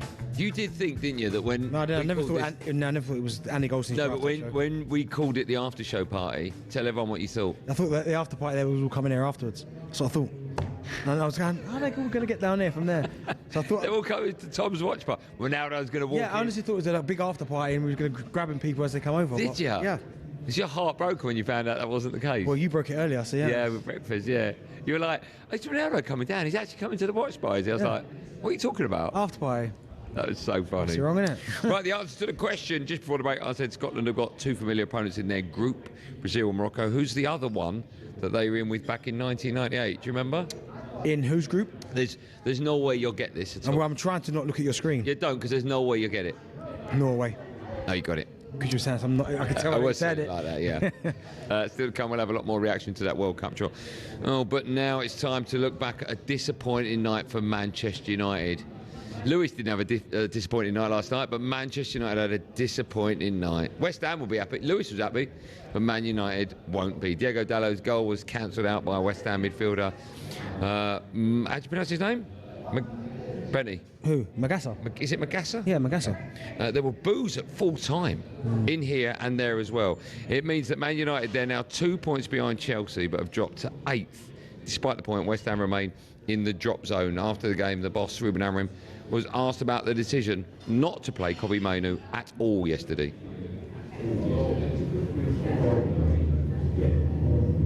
Take my word for it, he was asked, and he replied, but we just don't have that audio. Oh, we do have it. Are we playing it now?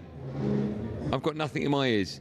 I think we're back. I don't think we had the sound for that. Anyway, he was asked after the game, and he didn't play Kobbie Mainoo. I don't know if you saw Paul Scholes posted. He used some naughty words. He alluded to the fact it's an absolute joke that Kobbie Mainoo didn't get on the pitch. Yeah. What did you make about that decision? Before we talk about the game, what did you make about it? Listen, I'm a Kobbie Mainoo fan. I like him. I think when he burst into the scene, I always go back to that goal against Wolves, which was, I remember thinking, oh my goodness, wow, little nutmeg, lovely finish.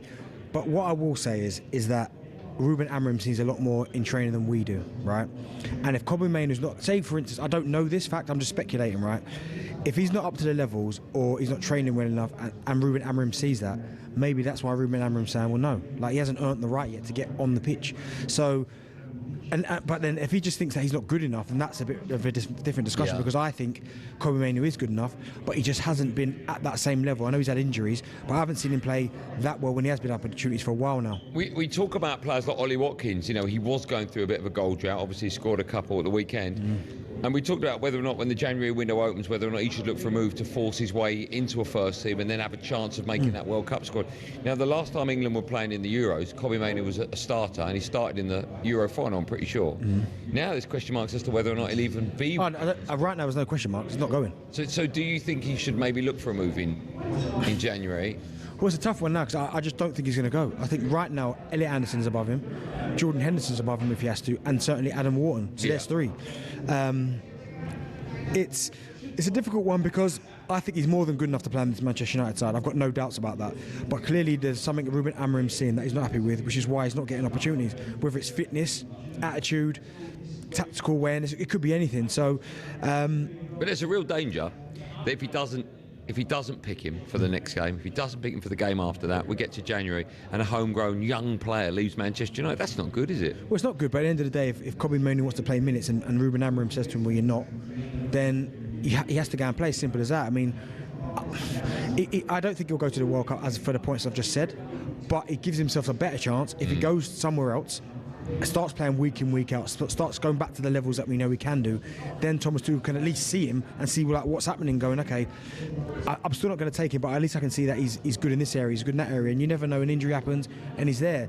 But you want to give yourself the opportunity rather than not playing, because the moment he's not playing, Thomas Tuchel, in the position that he plays, you can't go into a major tournament playing no minutes. No. You can't. You just can't. I'm led to believe that back in London, Jack has found the Ruben Amorim was asked about the decision not to play Kobbie Mainoo button. Okay. Would you like Jack to press it? I'd love to, yeah. Jack, press the button, please. My job is to answer, but I'm trying to answer always the same thing, and you ask me always the same thing. I understand what you are saying. You love Kobe. He starts for England, but that doesn't mean that I need to put Kobe when I feel that I shouldn't put Kobe. So it's my decision. His decisions are costing Manchester United, in my opinion, 2 points. Right? The substitutions were very. I think it was Heaven he brought off at half time. I mean, if you're changing centre halves after 45 minutes, there are question marks as to if they're not injured, why you're picking him in the first place. Manchester United's next game is an outing at Molineux against Wolves. That game is live on talkSPORT on Monday night. We'll be, of course, back in the studio before that game. That's such a big game, right? Now, the obvious question will be, if Man United lose that, could he lose his job? The answer to that question has to be no, because it wasn't that long ago. So Jim Ratcliffe came out and said, no, we give him 3 more years. Yeah, no. So what, is that a good thing or a bad thing? Managers get back with. If results are going badly, they're in theory not under pressure, right? Yeah, but again, I hate doing it. But I go back to the Arteta situation. There were times 8th where it weren't good enough whatsoever. Okay, they're your team, Arteta, right? I don't know if you can remember that. I can remember because I was on the verge of saying get him out. What was he making changes? Was he sticking with the same format? Oh no, he was trying different things, but it wasn't working. He's not. No, my point is he was losing games, finishing 8th twice. But he's trying different things. I get it. He's doing exactly the same thing, getting the same result, and questioning why it's not working. Yeah, I get it, but my point is that you have to stick with a manager at some point. Like Arsenal stuck with Arteta, and now Arsenal are challenging. Now, obviously, the story still remains whether they get over the line this year. I hope they do. I think they've got a great chance of doing it, but you have to go for some hurt, and I think Manchester United. Would they be better sticking with Ruben Amorim now they're this far down the road? Probably yes, but he's got to start getting results at some point, and he said it there, and you could just hear the frustration in his voice, and that's what I was trying to say, is that he sees Kobe Mainoo differently than we see him. That you are a big Mainoo fan, you love him, you love Rashford, right? But if it's not working, with the players you've got, like Ugarte, but if Kobe's not training well enough, then how do you put him in? Okay, we don't put him in the squad. No, you can still put him in the squad because injuries play its part. If you put him in the squad, prepared to play him. He doesn't have to do that. What's the point of picking him? But just in case we get an injury, there might be a couple of injuries in that position, and then he gets this opportunity. But the way he's saying it there is that he understands people talking about he was a starter for England and he played well for Man United. Ruben Amorim is telling us what he's seen so far of Kobe Mainoo isn't good enough. That's why he's not playing. Okay. If Man United lose to Wolves on Monday night, I was going to say the weekend, Monday night, it's live on talkSPORT. What happens then? Just go again. You have to just go again. Do you think that will happen? I mean, Wolves can't buy a win. They can't buy a win, but this is Manchester United right now. You lot can go. How you not go to Anfield and win? Yeah, it's a poor Liverpool. But it's still a good side, and get beat by Everton with 10 men. Well, it's not. Liverpool below us in the league. We're awful and they're below us. Do you think are you betting Liverpool? Currently, yeah. You're not. Well, currently, the league table don't lie. You're not. The league table don't lie. No, it does. It's like this. It does. The league table lies. Okay, so you're telling me. Okay, hold on. Who's above us? Okay. Right, Palace. Are Palace better than us? Yeah, they're better than you. But okay. They didn't beat us at the weekend. Okay. Hold on. They didn't beat us at the weekend. Yeah, but still. Sunderland. And that's my point about the league table. It lies. That's what I'm trying to tell you. Shot myself in the foot. Yeah, you did. Should we quickly move on? Let's get back to World Cup chat show. A reminder that England have been drawn in a group with Croatia, Panama and Ghana. We've been asking you for your reaction via the gift of WhatsApp. You can send us a voice note, 03 717 223344. It says here, I might be wrong, it says here, RW, the England fan, has got involved. Now, I know what they're like. Could that be Robbie? Could that be Robbie? I mean, I would have got the voice note, right? Yeah, go on then. Better not be Robbie. Let's find out who is RW and what he makes of England. England will win something when Harry Kane is no longer involved. Mark my words, boys. What I'm saying is a fact. I've been saying it for a long time. I'm telling you now. When Kane is gone, England will win something. Do you know what annoys me about that? Everything. First of all, it's the most ridiculous comment ever, because that would mean that every single great player we've had for the last since '66, get them out, we win something, because we've had Kane, we've had one of the greatest ever, we've had Rooney, we've had Owen. Keep going, Gerrard, we've had, do you know what I mean? And none of them have won anything since '66. All of these great players we've had. So to say we'll win something when Harry Kane's gone is ridiculous, because we've had great players and we still haven't won. So I don't agree with that one bit. And he's still our best player. He's still our most reliable source for goals. But this is the thing, and this is what I find bizarre. There are people out there, English fans, who just don't like him, that don't think he's good enough. Well, that would change. Panama, of course, the team that got a hat-trick against last time out, one of them came off the back of his heel. I think another one was a pen as well. I mean, it doesn't matter. That wasn't the last World Cup. That was one before, wasn't No, when we played Panama. Yeah. And that was where he was That Russia, 2018. Golden Boot winner. Was it 2018? It was 2018. I think so. Yeah. Yeah, we're going to talk about that next, actually. Yeah. But no, I don't get that voice note about if Harry Kane's nowhere involved. No. Because Only positive voice notes, please. yeah, I mean, I don't understand the hatred towards him. No, I don't get it either. But listen, I think he's a superstar. I agree with you. Keep your voice notes coming in 03717223334. Open WhatsApp. Press down the little microphone button. Send us your views on that England and Scotland, of course, World Cup draw. More reaction right after this.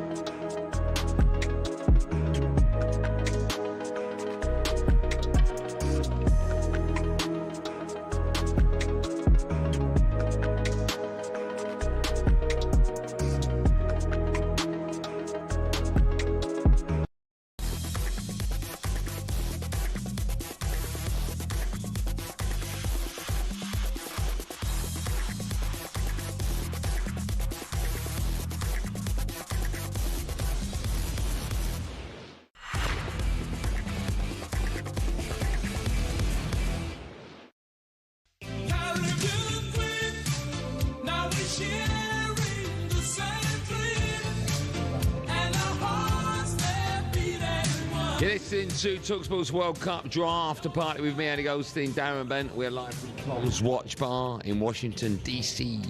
Still to come, we'll ask whether England can go all the way. We actually had a little tour of Washington, D.C. today. It was snowing today for the first time in about 42 years. Yep. And Management Max decided to book a golf buggy to drive us around Washington. A golf buggy predominantly doesn't have any windows. This one didn't either, and it was snowing. And how cold was it? It was so cold that when we turned up, the fellow went, "You want to put What accent was that? I don't know. It was like Mancunian. He was like, hey, you want to put these in your gloves, that'll keep you warm. And I thought, this is going to be cold. Yeah, but to be fair, the hand warmers were beautiful. It was a little bit too hot. I was going to be picky. What? I promise you, they're burning my palms, my hands, man. I was like, oh. So, but no, listen, I loved it. I think that added to the experience. Yeah, the fun, yeah. Because if you get in the back of a nice Denali, like big old truck. Bit what? Denali. Did he play for Italy? We talk World Cup. That's dinner tali, Oh, right? right, No. okay. Is that dinner tali? Is that right? But no, if you'd gone in a big pickup truck, Yeah. it would have ruined the experience. But I think it added to it. Ruined is the word I'd use. It there. would have been because you added. No, it would have been. I think a big truck, suburban truck, would have killed it. Okay. Right. The golf buggy that Max booked. Yeah. I think was fantastic. I mean, it was there. It was very funny. Blankets. It was very funny. And I thought we was more up close and personal with the city. At one with nature. Yeah, I liked it. So we saw. What did we see? We saw Lincoln Memorial. The Lincoln Memorial. Yep. What was that? Oh my God! He's sitting in the Abraham seat. Lincoln in the big old chair. Yes. Now we've all seen that on telly. Yeah. Right. What did you think of the size of it? Because when we got back in the car, a couple of people said, "Oh, it was small." And I thought it was massive. I thought it was massive. I thought it was huge, and it was. It was quite inspiring. It was quite wow. It was a wow moment, right? Yeah, it's like that whole like. Well, I can't remember the all the way down to the water. The Washington Monument. The Washington Monument all the way up to that there. That was. I've got a good picture of that. I thought that was amazing. The White House was obviously cool. Now the White House, right? A lot of people won't believe me because you told me. Yeah, because I was told by someone else that the White House is quite small. Yeah, ain't the biggest. It ain't the biggest. No. Can I tell you what? No, you can't. You sure? No, you can't. No, hey, off air, I said. I'm not going to say anything. Some people, though, have had bigger houses than the White House. That's a fact, isn't it? So, yes. I'm not naming names. Yeah. I haven't named names. Yeah, I don't know who you're talking about. No, I don't know what I'm talking about. I'm just saying there are houses that are bigger than the White House. Yeah. But it is quite small, isn't it? Really small. Compared to what I thought it would be, it's not as big as I thought it'd be like Buckingham Palace size. Yes, that's exactly what I thought. It's a quarter of the size Yes. of that, if at best. So that surprised me. So the Martin Luther King that was really Memorial inspiring. statue. Yeah, that's quite new, right? That's like 15 years old. Yeah, that's not that old, but that was inspiring. All of his famous quotes on the wall there. Big, obviously. Barack Obama opened that. Yeah, big old carving in the rock of his kind of figure. Yep. So that was good. What else did we see as well? There was What else did we see, everyone? Well, no, I can't talk about what Lewis saw. That was last night. What else did we see? No, they showed us the outside of the Afro-Caribbean Museum. Yes, that was pretty cool. We saw that. I'm sure we're missing one thing. Yeah, there we are. We saw the outside of the museum. We didn't have time to go in it. I know, but we yeah. definitely saw walls, Yeah, and glass, and roof. There was something opposite the. We went to the monument. I've just said that. Oh no, the other monument. Yep. Listen, on this tour, it was wasted on us. On this tour, we were so cold. He said, "Should we stop?" And we're going, "No, just keep going. Keep." There was two things I really wanted to see, and that was the Abraham Lincoln, the Lincoln Memorial, and the White House. Yeah, me too. So I didn't even know that Martin Luther King had a memorial. we didn't know that. But that was nice, and just again walking about was nice. Didn't have time to get a coffee, but it was still lovely. We got to like a coffee point, and he said, "You can either go and see the Abe Lincoln, or you can get a coffee." And I was a bit like, "Coffee? Coffee? Should we go there? We can see that any time." But that was unbelievable. It was great. Yeah. And then just quickly as well, because this is the last day of our trip here, our jolly. We went to the NBAs last night. Now, you've been before. Yeah. And you were a little bit sort of not downhearted with the teams we were, but you weren't excited about it. Now, me and for the rest of the boys, we'd never been. No. And so we went onto the floor, the court. I was blown away by it. Yeah. I think when you go to any sport for the first time, there's that wow moment, and I certainly had that yesterday. And I had a hot dog, had to have a hot dog, and then watched the game. It was great. I really enjoyed it. It was incredible, but it's just again. But Gordon Standard wasn't that good. I mean, the Wizards. I know we're in Washington now. This is the worst team in the NBA for one. Okay. And then the Celtics, who won the championship a couple of years ago. Oh, I didn't know that. Right, 2 years ago. Oh wow. Yeah. So it's like Liverpool now. Yeah, so Thunder won it, and then they won it the year before. Thunder. Yeah, Oklahoma Thunder. Okay. And then their two best players, Jason Tatum and Jaylen Brown, thinking, oh, I'm looking for that made it a bit more better. Both injured, neither played. So no, at the end of the day, Boston beat them by 40 points. You've forgotten something. What? You've forgotten something that you wanted to out me. Ah, you're right, actually. And you know, I remember that this morning. This sums him up. No, hold on. No. I don't know why I've just told you to do that. Right. You're going to get this wrong. I'm not going to get it wrong. So basically, we was all looking for stuff for our kids. Like, I got some jerseys, you looking for some, Cookie was looking for some. And we got, luckily from the Wizards, a nice little 30% off. Beautiful, lovely, enjoyed it. He tried to take money off. No, you know. So one of the jumpers was supporting a charity, and he still tried to get 30% off the charity. Shocking, isn't it? Absolutely shocking. That's so not true. Is it true? And the poor lady that was trying to help us couldn't do anything about it. He was trying to get 30% off a charity hoodie. Poor lady. She looked like her face had been slapped with a fish. No, what happened was we were very kindly given 30% off. First one went through, boop. Second one, boop, next to nothing. And then so they kept checking it. And then they said, that's because all the money goes to a charity. And I was like, well, charity begins at home, doesn't it? Get your 30% going. Honestly, try to get 30% off a charity hoodie. You're better than that. And even Crookie went, whoa. No, he did. He did, whoa. That's not exactly how it played out. Listen, I was happily given to charity. So was Crookie. Yeah, of course you were, yeah. You had the poor girl like in knots. I see you laugh. Shocking. That's so not what happened. It is. Right, shall we move on? It's time for our review of the FIFA World Cup 2026 draw, brought to you by the nice people at Mercedes-Benz Sprinter Van. talkSPORT's FIFA World Cup 2026 draw review, brought to you by the Mercedes-Benz Sprinter Van. Score a great offer to your Sprinter 906 right now. Get a fixed price for the Mercedes-Benz Service B. Terms and conditions apply. Right, England have been drawn in a group with Croatia for next summer's World Cup, and of course they are very familiar opponents. No England fan will ever forget what is about to happen. This is the World Cup semi-final. It's Kieran Trippier. Oh, it's in! What a start for England! Salko, decent ball in from him, and it's 1-1. It's got to be a learning curve. It's got to be a marker that we've put down. It's another chance. Oh, it's in. Croatia go 2-1 up with Mario Mandzukic. It's a starting point. Let's keep building. The dream, I'm afraid, is over. It's happened again.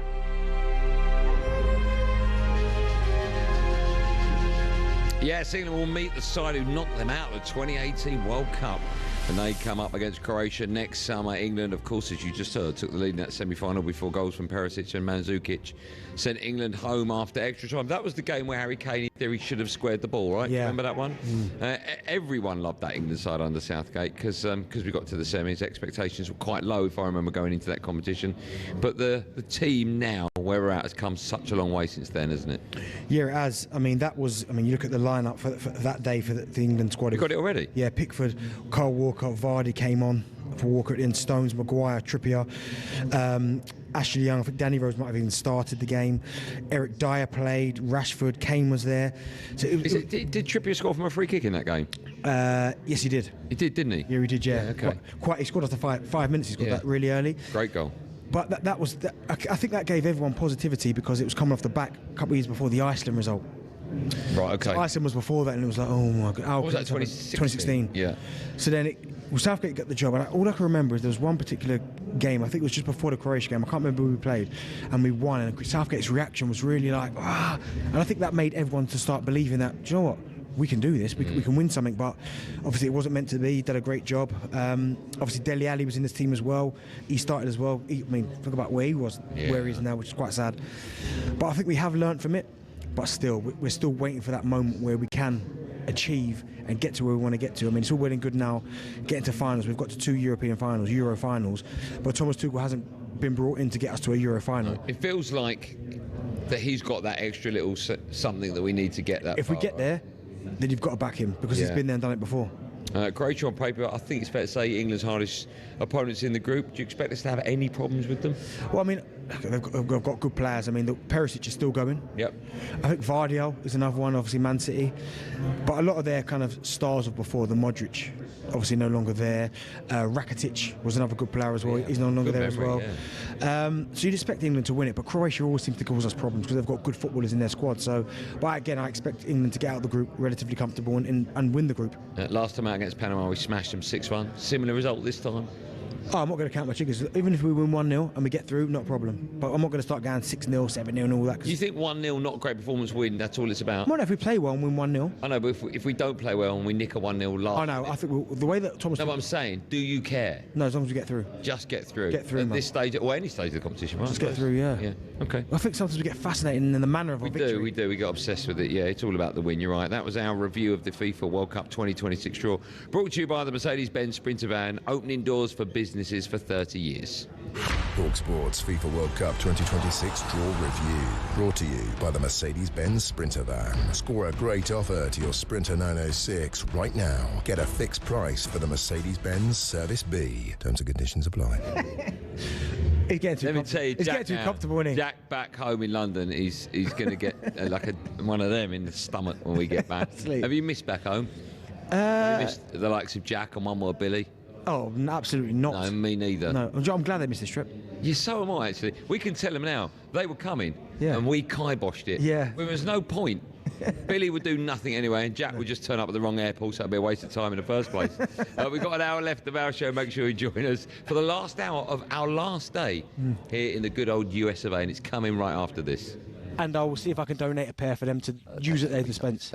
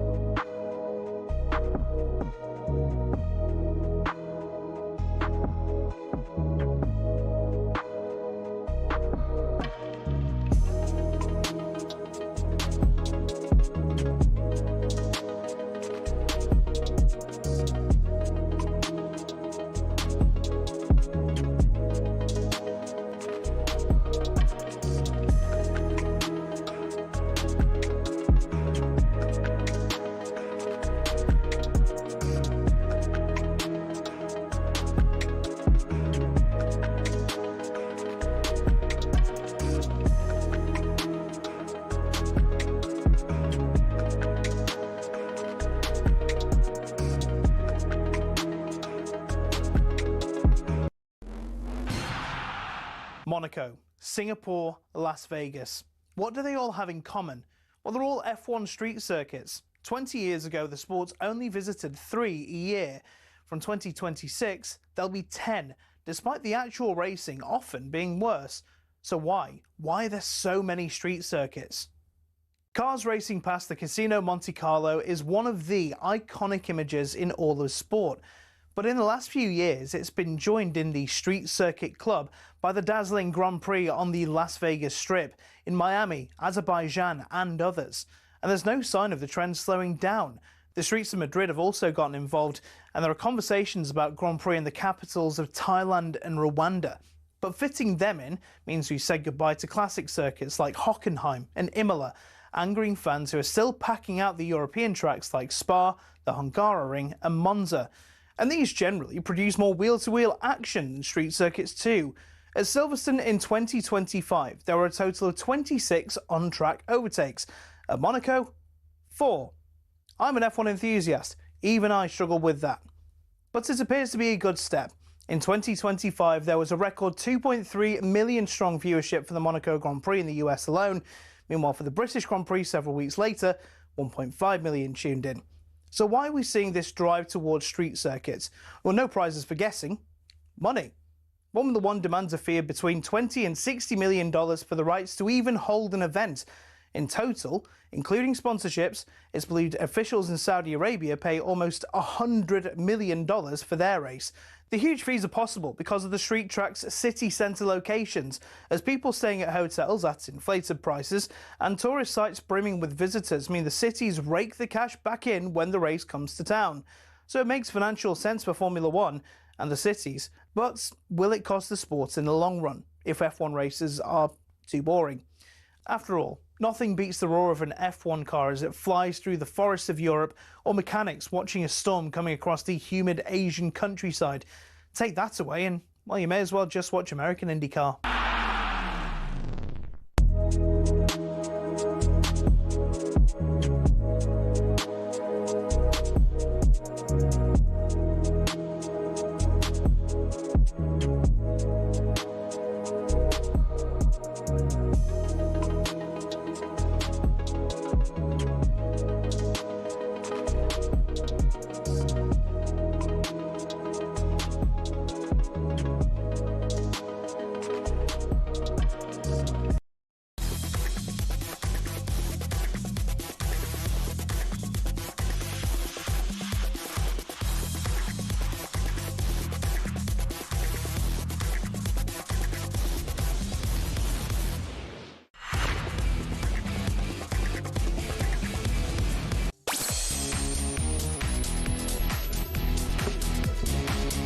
Well, Matt, the last hour drive. It's not drive. Come on, everyone. What's the last hour? We've got that bit wrong. Welcome back to the after show party after the World Cup 2026. Don't bother putting it in now.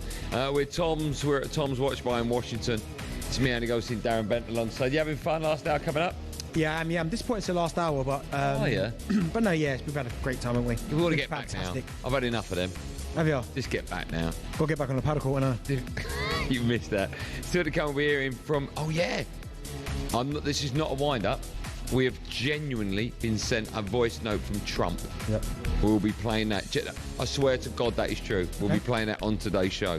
But now it's time for our big interview brought to you by the Mercedes-Benz Sprinter van.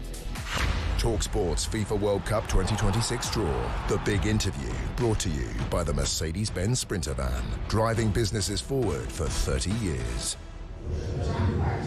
Right, here we go. England have been drawn in a group with Croatia, Panama and Ghana at next summer's World Cup. Let's get the reaction of their boss, Thomas Tuchel. He spoke to talkSPORT's Alex Crook earlier on this afternoon. Difficult group, difficult opening match against Croatia. They were the top seeds in pot 2, and Ghana from pot 4 is a regular in World Cups, and one of the best players play with Semenyo and Kudus play in the Premier League with a lot of quality. And Panama is a bit the unknown, so we don't know a lot about them now, but we will know everything about them in June.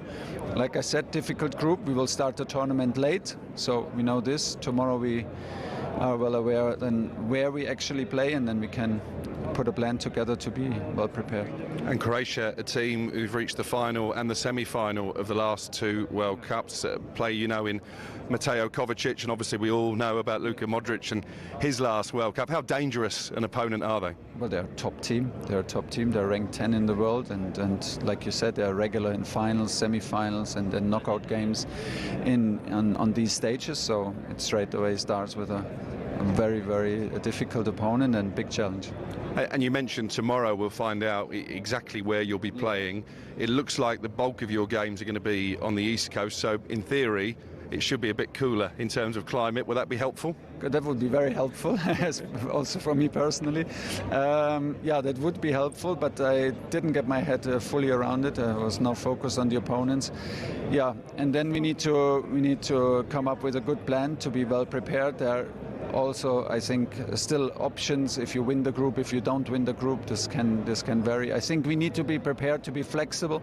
I think we need to be prepared to travel a lot, no matter what's happening. And the biggest focus and the most important thing is that we focus on the group and don't get distracted in thinking too far ahead. Yeah, I knew you were going to say that, but obviously, as England fans, we have mapped out a potential route to the final. If all goes according to plan in terms of who's should win the groups, it could be a very difficult and the route. Good thing is, you all don't know it, so it's a game, and you can play the game. And I know I did it when I was younger, but once you're involved, I just know group football and tournament football from clubs, from Champions League, and you don't think about the round of 16 when you're in the group. You don't get ahead of yourself, because it just makes no sense. It's the most difficult, first of all, to win the group. This is the challenge.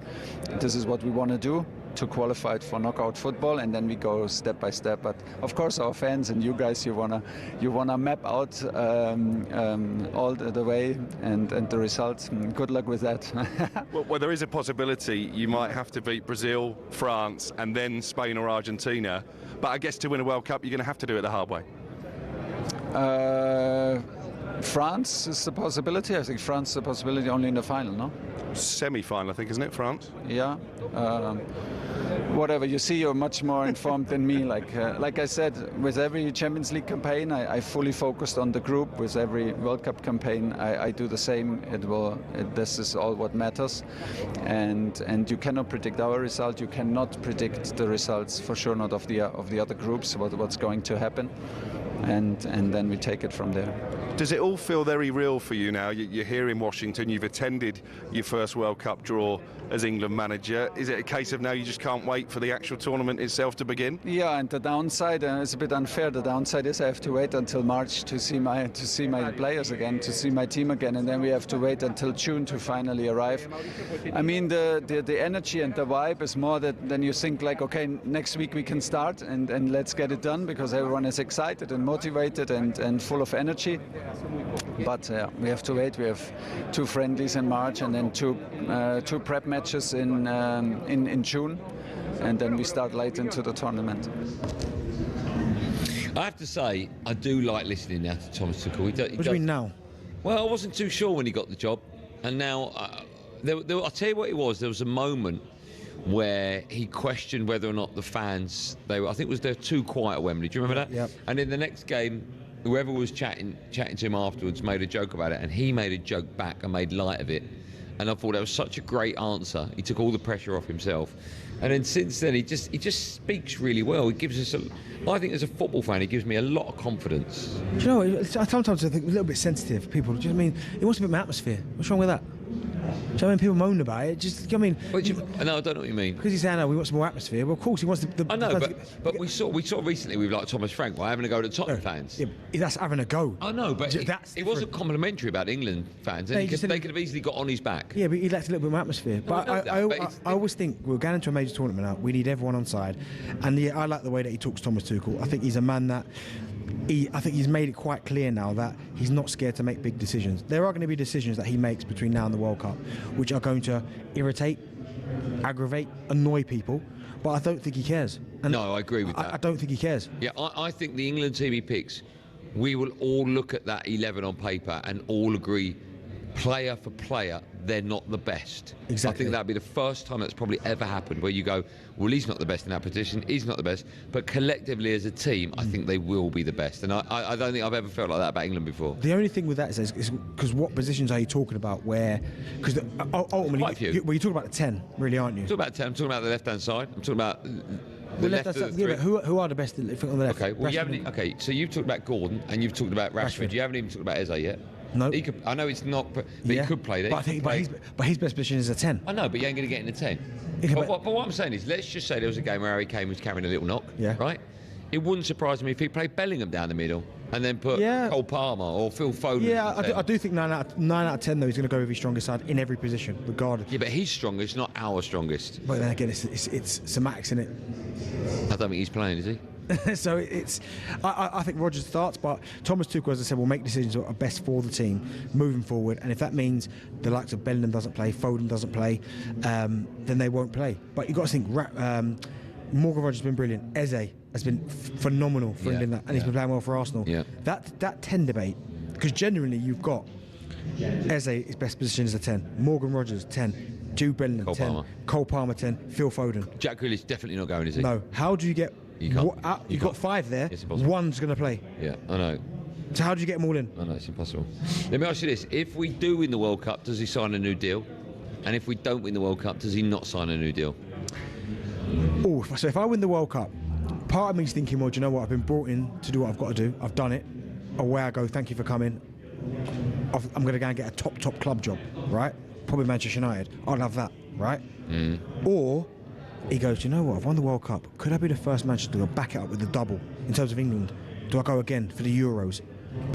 So, do you I mean, we're moving on a bit here, right? But do you think that Manchester United might be keeping Ruben Amorim to the end of the season because they know that possibly Thomas Tuchel will be available in the summer or after the summer? Nah, I'd like to think they're not that devious and thinking we'll just keep him for the sake of it till Tuchel's available. But if Tuchel, it wouldn't surprise me. If Thomas Tuchel does what we hope he does, and then becomes available, there are going to be a lot of clubs, top clubs, that are going to be looking at him going, we'll have him. Because coming off the back of a World Cup win, your stock can't be any higher. Oh no, that's it, you're done. You know what I mean? It can't be any higher. Yeah, you can choose. You can choose where you want to go. You phone up anyone, Real Madrid, I'm available, come get me. Exactly, Yeah. so I think they'll be looking to see what happens with him.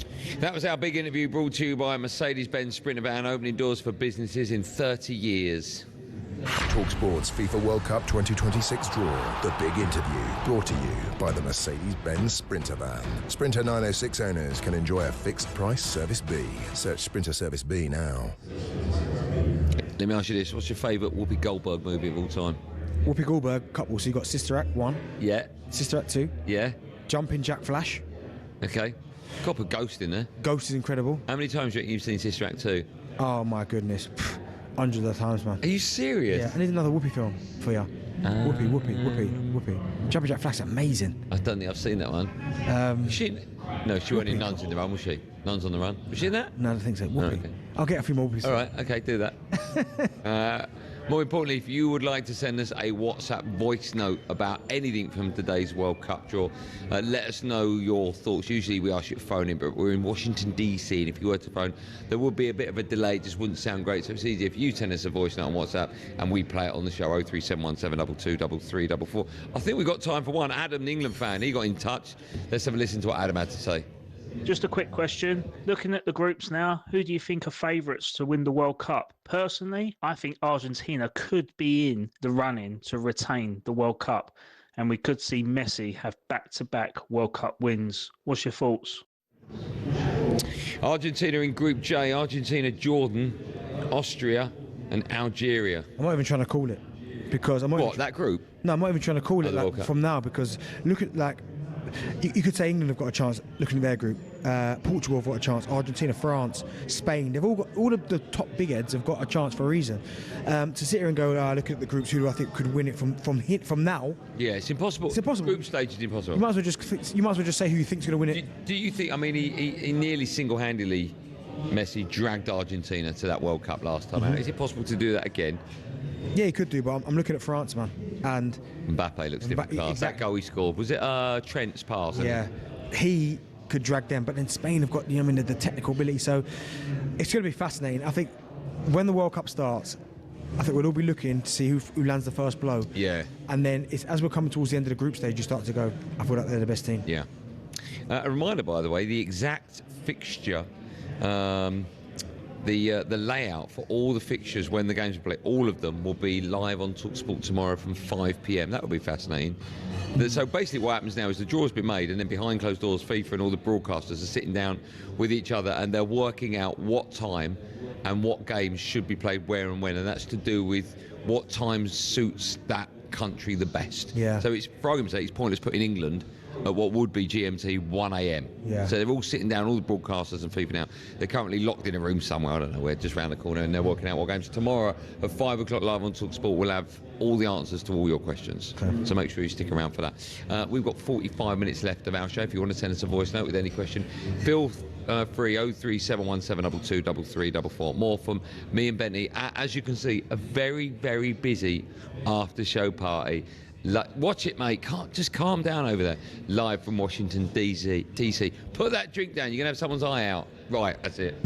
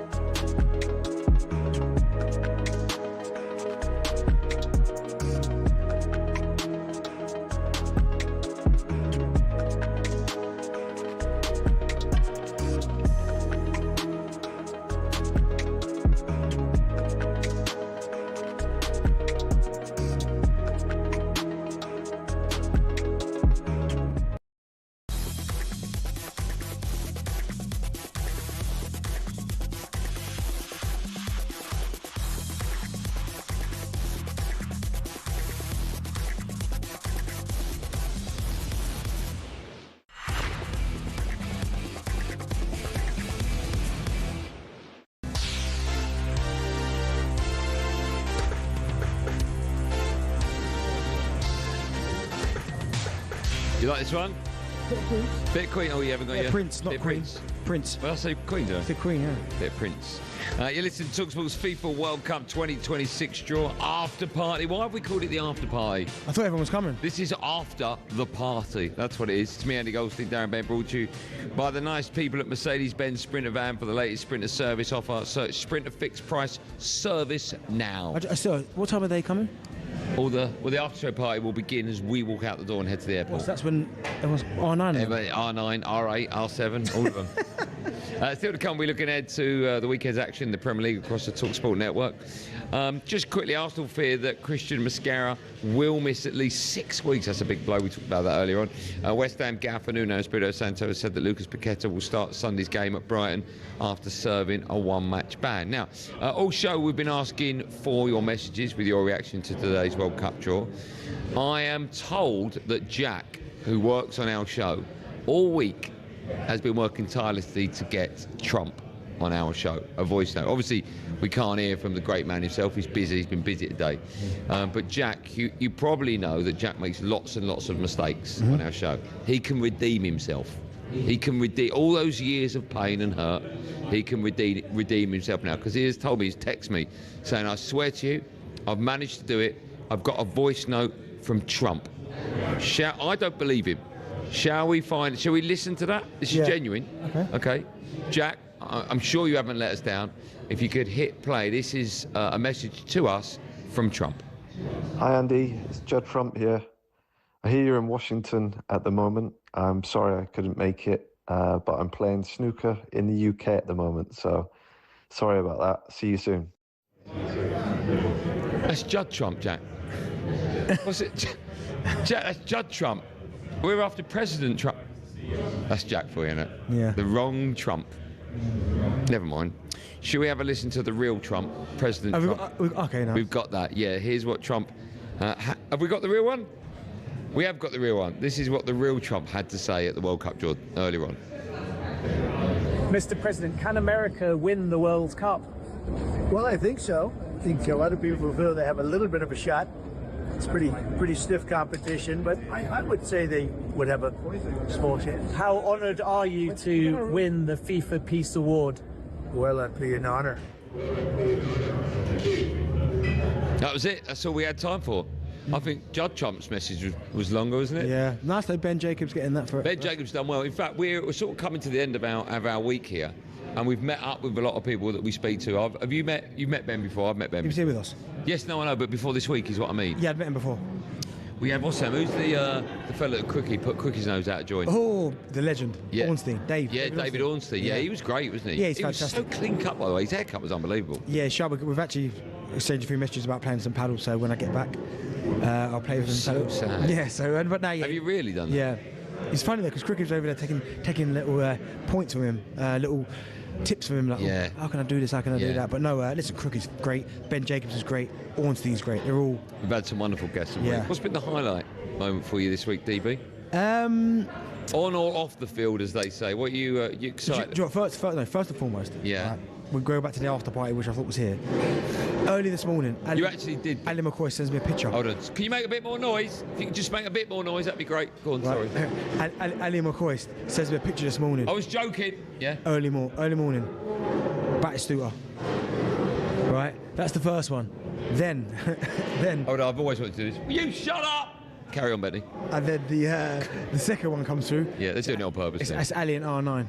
I know, that was unbelievable. Unbelievable. But no, my highlight so far, listen, I love New York going to Times Square, even I've been before. Yeah, that was immense. It feels like months away we did that. Yeah, that was incredible. Just walking around New York. We didn't really have enough time there. Genuinely, people think, including Jamie O'Hara, that it has been a jolly and we just get up and do what we want to do, 3 hours of radio and go home. But we haven't really had time to explore, have we? We had Well, I mean, we wanted to go to Central Park on the last day. We didn't have time to do that. But yeah, going to Times Square with you guys was incredible. Yeah. Playing paddle at the Reserve Club. You like that? Yeah, that was incredible. You packed your tracksuit. That's in the bag. You're going to see that a couple of times. Yeah. But then come in here and go to all the monuments we saw today. That was good. Beautiful. I went on Broadway. I went to see James Corden on Broadway. Does that not appeal to you at all? No. Go and see a play? No, listen. On Broadway? No, not really. I mean, listen, I know you told me it's fantastic. It genuinely was fantastic. A lot of the other guys said it was fantastic. Yeah. But no, it just wasn't. But they would do. They got their tickets for nothing. $250 each, boys. Nothing. It just wasn't for me. Why? Why is that? What have you seen? Sister Act 2? Hey, good in the theatre. I bet you haven't seen that. No, have you seen? I haven't. But what have you seen in the theatre? What have you gone to see? Lion King. Yeah. Michael Jackson. No, Thriller. I've seen Thriller. Yeah. Thriller. I'm pretty sure I saw Jersey Boys maybe back in the day. The Denzel Washington story. Yeah, I've seen Jersey Boys. That's brilliant. Yeah, that was good. Yeah. What else? I think that's it. Why don't you like theatre? Boring, innit? I'd rather go cinema. Oh, it's live cinema, isn't it? That's the beauty of it. Yeah, do you know, no, I don't know. Do you know what it is? I think maybe my brain, so if I'm watching The Lion King or, like, in my brain, I know it's not real lions. I know it's not lions anyway, but watching it on TV, film, it looks all like... Yeah, but the film's not real. I know, but it looks more, like, realistic. Don't get me wrong, theatre's fantastic, but it's off me. Yeah. Okay, go on, what are you going to say? You're going to say something? I watched if I've seen the Bob Marley one as well. I can't remember. What, on stage? Yeah, there's a Bob Marley one on stage. I didn't know there's a Bob Marley film that's just come out. Just come out? About a year ago. A year ago? Yes, there is a one that's just come out. It was ages ago. Marley. Yeah, it was ages ago. What's it called? Marley and Me? No, I think it was just called Marley. You see Marley and Me, by the way, that's quite sad. Yeah, Owen Wilson. Yeah, about the dog. Yeah, I bet you cry at that. Yeah. You and Scooter Frank. Yeah. Oh, I've missed him. Me, you haven't yet. Do you know what? This is true. This is true, by the way. This is sad. You haven't mentioned him once. I actually did a FaceTime with Dr. Scooter Frank earlier on. That's a lie, that. I swear on my life that is true. Okay. I FaceTimed my wife, and as she picked up, she went, yeah, and I went, where's the dog? And she went, he's here. I went, let me have a little chat with him. Just like you haven't mentioned him once. Because I miss him. If I mention him, it hurts me, DB. No, you just don't care about him, that's why. Have you mentioned Ghost? I have, actually. You know, honestly, you are awful human. Awful human. Whoopi Goldberg was in that. In what? Ghost. Yeah, you said that already. Come all the way round. Do you know what? How good's that? I looked at a couple of her films. She was brilliant in The Colour Purple. Right. That was a really good film. Rat Race, not a great film. Or Rat? Rat White Race. Yeah. I quite enjoyed that. Eddie. She's like a basketball coach. That's nice. Yeah. It says she was in The Lion King. Oh, well, you would know, wouldn't you? No, but 1994, the original Lion King cartoon. Well, she would have been a voice in it. I get that, but I can't think of what her voice is. Oh, okay. Whoopi. I don't know. Well, she was in it. Any other Whoopi? No. Draws me over the World Cup. We're talking about Whoopi Goldberg. I love it. Right, still to come. Looking ahead to the weekend's action in the Premier League. Oh my goodness, it's Friday already. But first, it's time for no Googling. This one, by the way, Thanks, Jack. Well done. I know there's a time delay, but it ain't 40 seconds, Jack. This week's or today's no Googling comes from an absolute superstar that we caught up with the other night. We went to his hotel and he was here with us yesterday in the studio. This week's no Googling today is courtesy of the legend that is Sir Robbie Williams. Hello, it's Andy Goldstein here alongside pop superstar Robbie Williams. Hello. For today's no Googling question. Great question as well. Robbie, what's the question? I came up with this. If Gabby Agbonlahor ran all the way around the world at his top speed and he had no toilet breaks, he didn't sleep, he just ran as fast as he could, how long would it take to go all the way around the planet? Over to you at home, no Googling. Yeah, have a think. The answer to that is coming up right after this.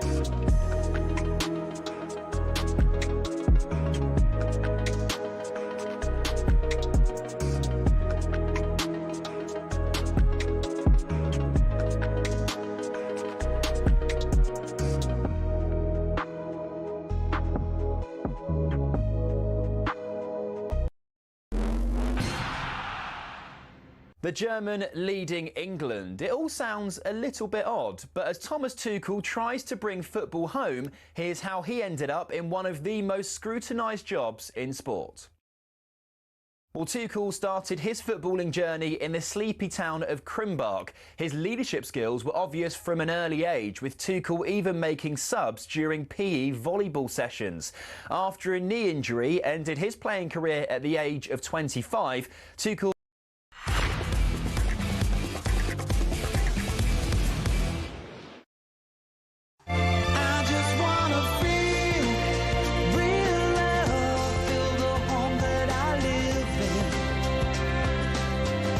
pure tracks, man. And that's why I think David Ornstein's the best in the business. Are we back?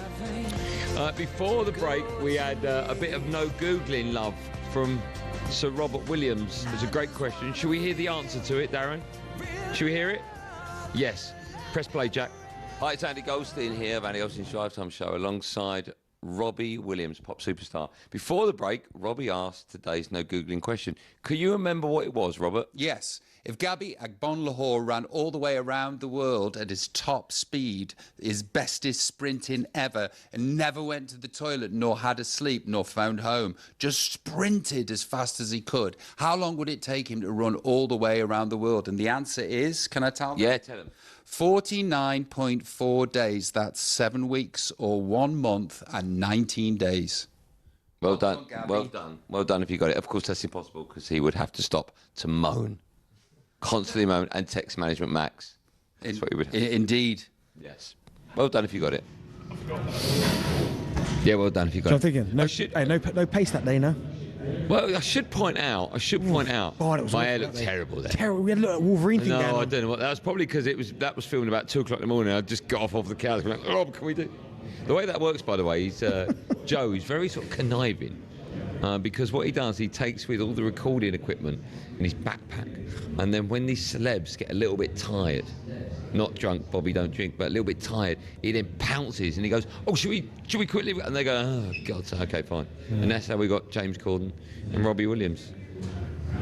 Oh, okay, fair. Well done, Joe. Good work. Yeah, Joe, I thought he'd tell you that. Sure, write that one down. Tell it in the pub later. You've always got to be ready, and that's what I like about Joe. He's always ready. Always ready. Always, he's got that backpack, microphone equipment, cameras, iPads. He has to baby you. What? He has to baby you. No, he don't. He don't have to baby me at all. You can't carry your own iPad.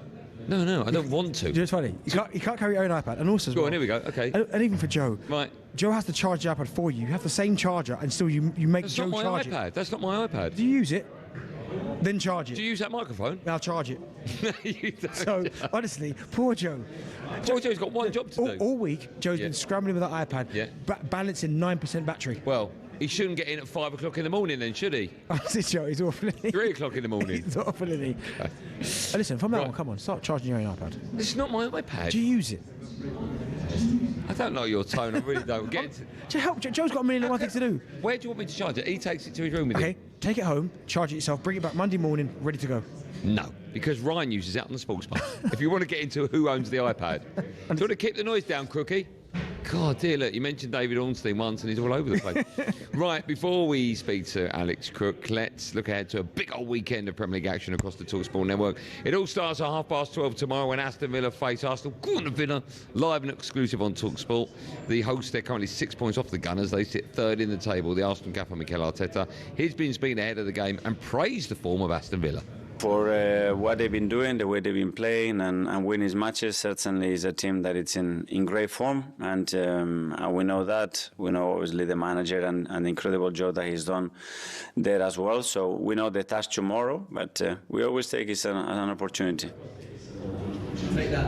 How big a test is this game going to be for Arsenal? 8 wins out of 9 for Villa. They're looking good, aren't they? Yeah, they're looking fantastic. Really, really well, playing well, getting the best out of their better players. I think it was a big bonus. Ollie Watkins is back on the score sheet now as well, which I think makes a massive, massive difference.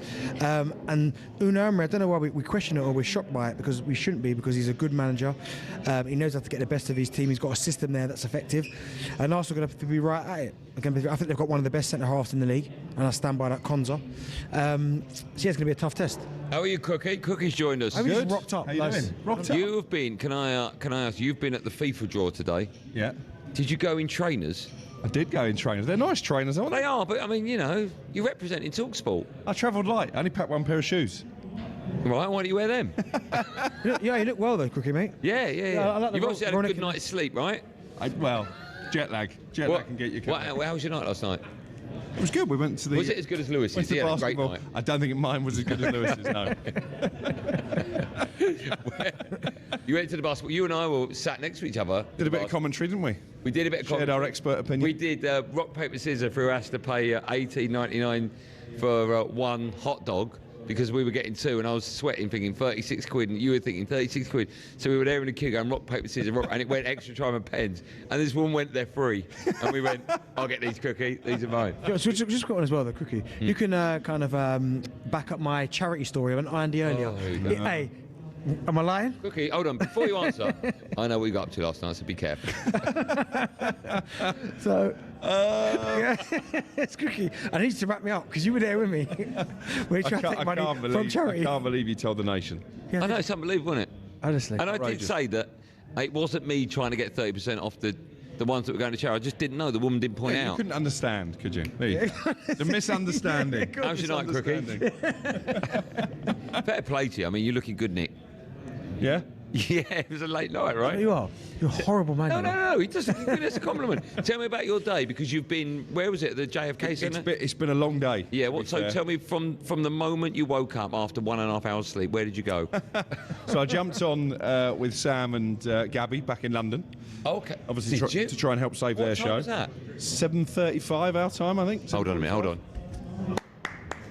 I don't know, you've done that right. And then pretty much immediately made my way to the venue. Had to queue in the snow for about half an hour to get in. Wow, okay. Now, presumably you would have been men and women in the queue. Yeah. And I saw a lot of men and women at breakfast sort of doled up for the night. Were they getting absolutely soaked with the snow in their wonderful garments? Yeah, they were. Yeah, I mean, the organisation wasn't brilliant. But anyway, we got in there. To be fair, Ben Jacobs did a brilliant job mopping up all the sort of VIPs as they arrived on the red carpet. Got President Trump as well, I saw that. He did. Who else did he get? Impressive. Andrei Shevchenko, Ruud van Nistelrooy. The great and the good, really. Michael O'Neill going into the draw, and we got him again coming out, obviously Northern Ireland, trying to qualify.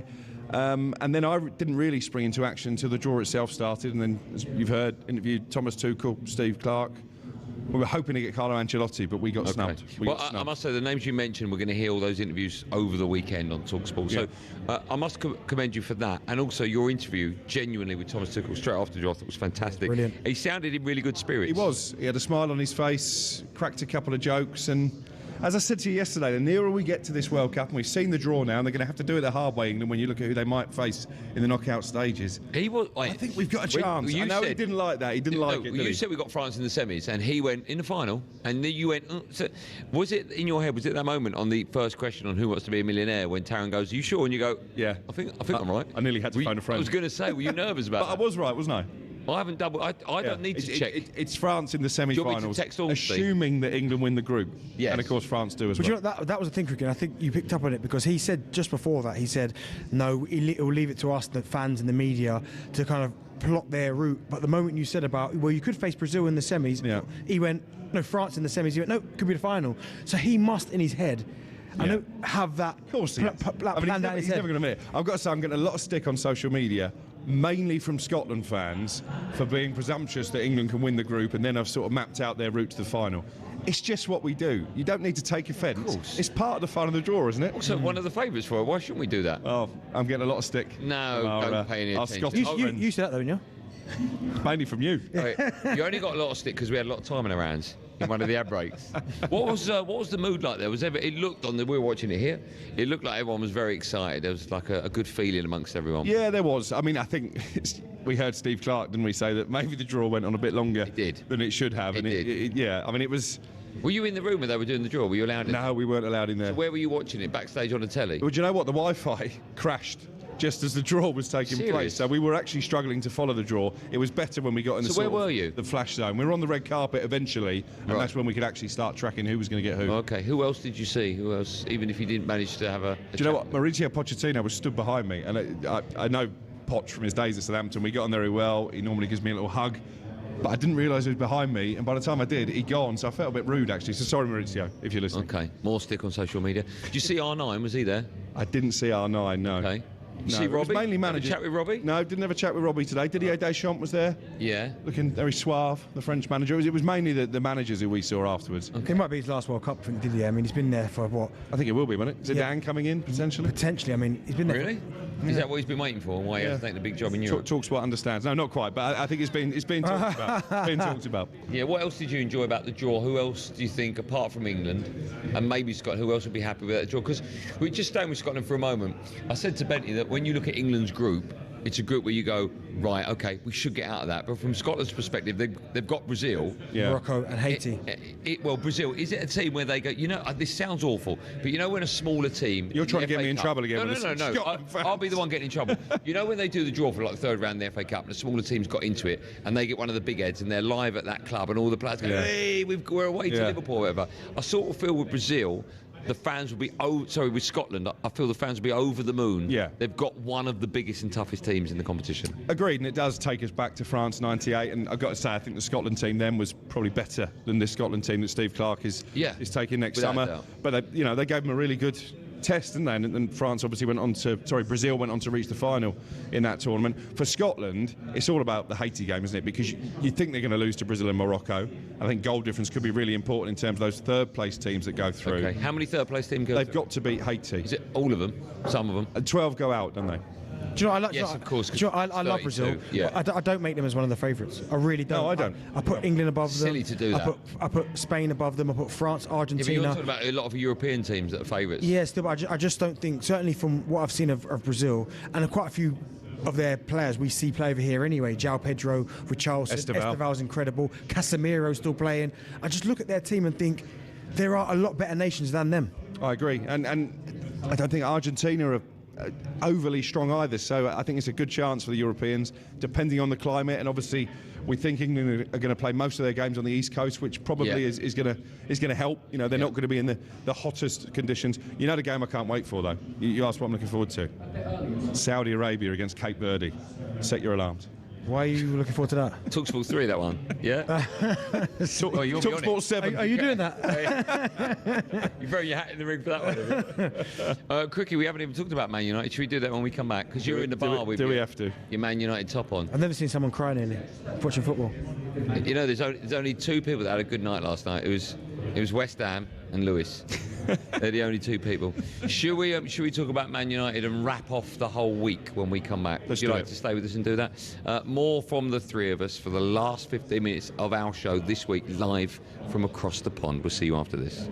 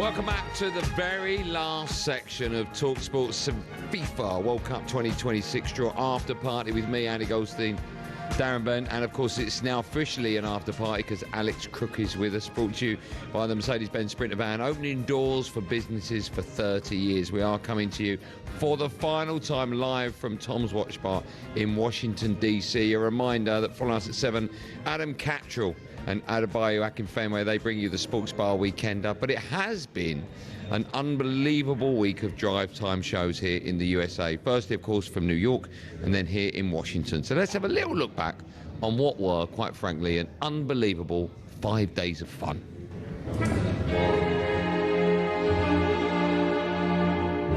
Hello, good afternoon, and welcome to Drive, live from Times Square with me, Andy Goldstein. It's Darren here, by the way, Darren Bent. Darren Bent's here as well, the first of 5 shows coming your way, live from the USA. And boy, have we got some big name guests for you. It's growing on a lot of us over here because of the fandom aspect of it, the atmosphere. We absolutely love it. For me personally, I mean, it's a dream come true situation with, you know, the World Cup being at home. Who's the hardest duo on talkSPORT? Yeah.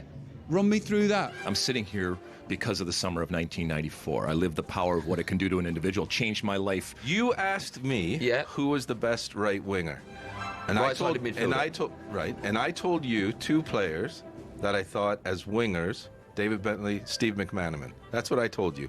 I said David Beckham was the best crosser of the ball. They know him, but I apologize, Dad. They call him Ian Wright Phillips. That is incredible. I've heard that like more than 100 times. So they don't do it to take the mickey? No, they think he's Ian Wright Phillips. Oh, that's even better. Unbelievable. They're looking after us. Oh, that's nice. You can have another burger? No. That's the first thing I've eaten since 7:30 last night. Yeah, I don't believe that. No, me neither. True story. I don't believe that. Knowing you probably ate. I actually had in some the fruit jacuzzi. this morning. So you did eat then? So you did eat? I forgot about that. Yeah. Anything else? We went to the Fast Show the other night, Saturday night, and we had to, at half-time, go from the box and go all the way through the theatre to go to this half-time room where there was, you know, nibbles and stuff. He sent me out first as a buffer with the general public. Bar Central, which is on West 46th Street in Manhattan. That's in New York, in America. How many Alan Brazils is the Empire State Building? There you go. That was it. That's all we had time for.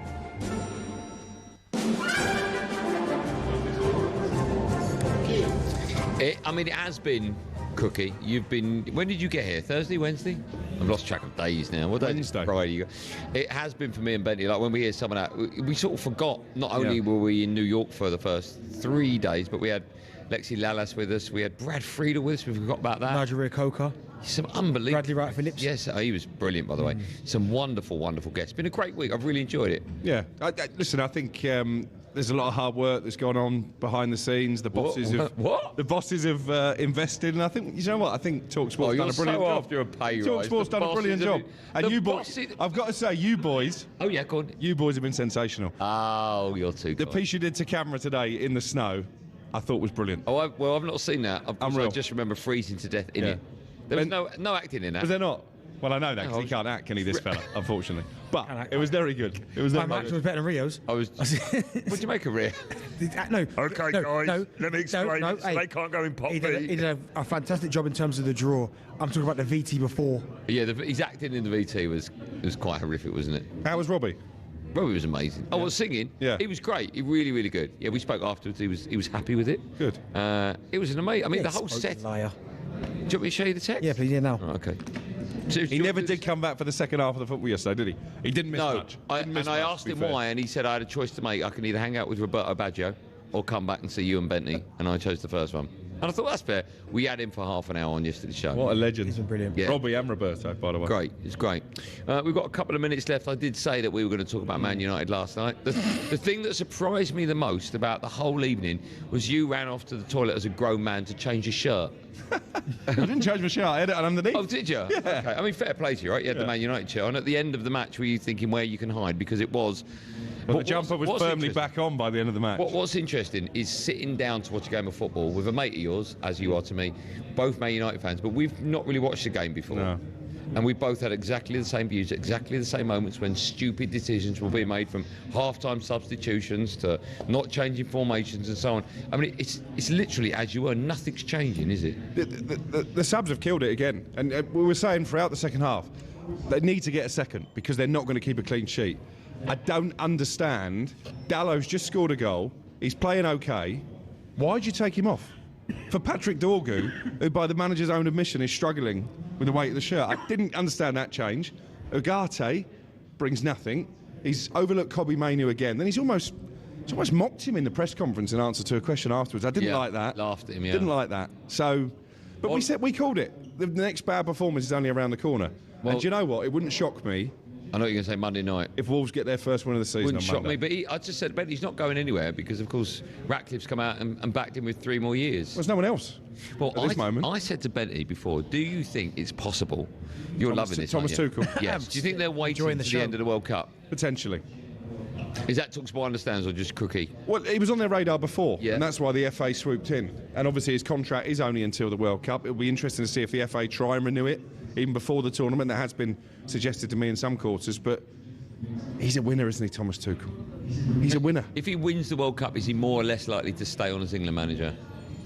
I reckon he'd be more likely to stay. Just do the double with the Euros. Yeah. You get a taste for it, don't you? Yeah. I feel your pain, you two, because for many a time you're laughing at me, Arsenal fan, and that you were nearly crying back there. Do you know what I mean? Yesterday when the game was on, I thought I've never seen you so animated. You know what? It's not. And you were just sitting back in your clump back in your seat like. I don't get upset for me. All right, we've seen the glory days.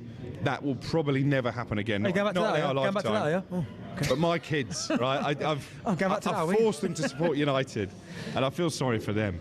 Watching this. How old are they? They can change, can't they? Rubbish. You never change your team. Eric Cantona said that. You remember that quote? You can change your wife, but you can't change your football team. I think you did that, didn't you? Benny, who have your team got, mate? Arsenal. Who have you got the weekend? Villa away. Oh, yeah, of course, we just talked about that. Yeah, Tough Villa, game, right? No, it is a tough game, but Arsenal, listen. Be a draw. Potentially. Oh, is it Villa Park, right? Yeah. I'm not taking a draw now. I think Arsenal should go there, and I think they can win. Yeah. Worst case scenario, a point, but just keep picking up points, man. Keep going forward. The annoying thing is there's no one that can overtake them, right? Oh no, City is still in biting distance. You concede 4 goals. Yeah, you can't do that. They've only conceded 1 fewer goal than Everton. Oh look, he's saying it knowing that we'll come and tell him how great he is. You're horrible, man. You. No, listen. For years and years, you guys have. No, sorry, not you, Cree. No, actually, you as well. have mocked me back the Arsenal. So hopefully, this is the year I laugh at both your faces. We're both Man United fans. Would you take Man City winning another league if it means Arsenal don't? Do you know what? He's unbearable. My wife's an Arsenal fan. She's going to be unbearable. The father-in-law's an Arsenal fan. He's going to be unbearable. Oh my goodness. So probably, yeah. Yeah, we can't end on that though. Sure, I've got a lot of names in my notes that are going to get it if Arsenal win. I bet Neil's top of that, isn't he? No, he's in it. Yeah. You're in it. He's in it. Yeah. We'll give him the league. Adrian's in it. But please don't win the Champions League. No. Why not? No, don't do that. Anyway, we haven't got time for that. We do, however, have time to give out the MVP award, and that goes to Lewis from last night's performance. Good work to you, Lewis. Round of applause. Well, Lewis, mate. Stay there. I think it's better you remain anonymous. Genuinely a big round of applause to all of our team. So to Joe, to Lewis, to producer Joe, to Finn, yep. to management Max, and to you, DB. Not necessarily you turned up late. Should we leave out Ben? Ben, of course, I didn't even see Ben. Sorry, I thought it was Dave Gorman over there.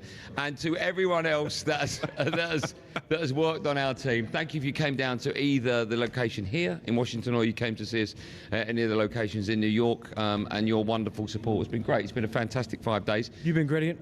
I've been brilliant. I have been brilliant. Really brilliant. Bringing in the stars. Come on, we did it, man. We went to America and we smashed it. Bringing in the stars. We're gonna be back on Monday, right? Telling you how great last week was. Next week, building up to Wednesday's live talkSPORT World Darts Championship. Yeah. Now that will be great as well. Are you going to get me on the first round this time? Oh, that'd be... Are you in it? No. I'm working. I'm covering Arsenal. That's all we got time for. Why don't you all give yourselves a round of applause? You've been brilliant. We'll give you a round of applause. The talkSPORT backroom staff are second to none. Without them, we can't do anything. We'll be back Monday at 4 p.m. UK time. Have a great weekend. Be safe, everyone. Be safe.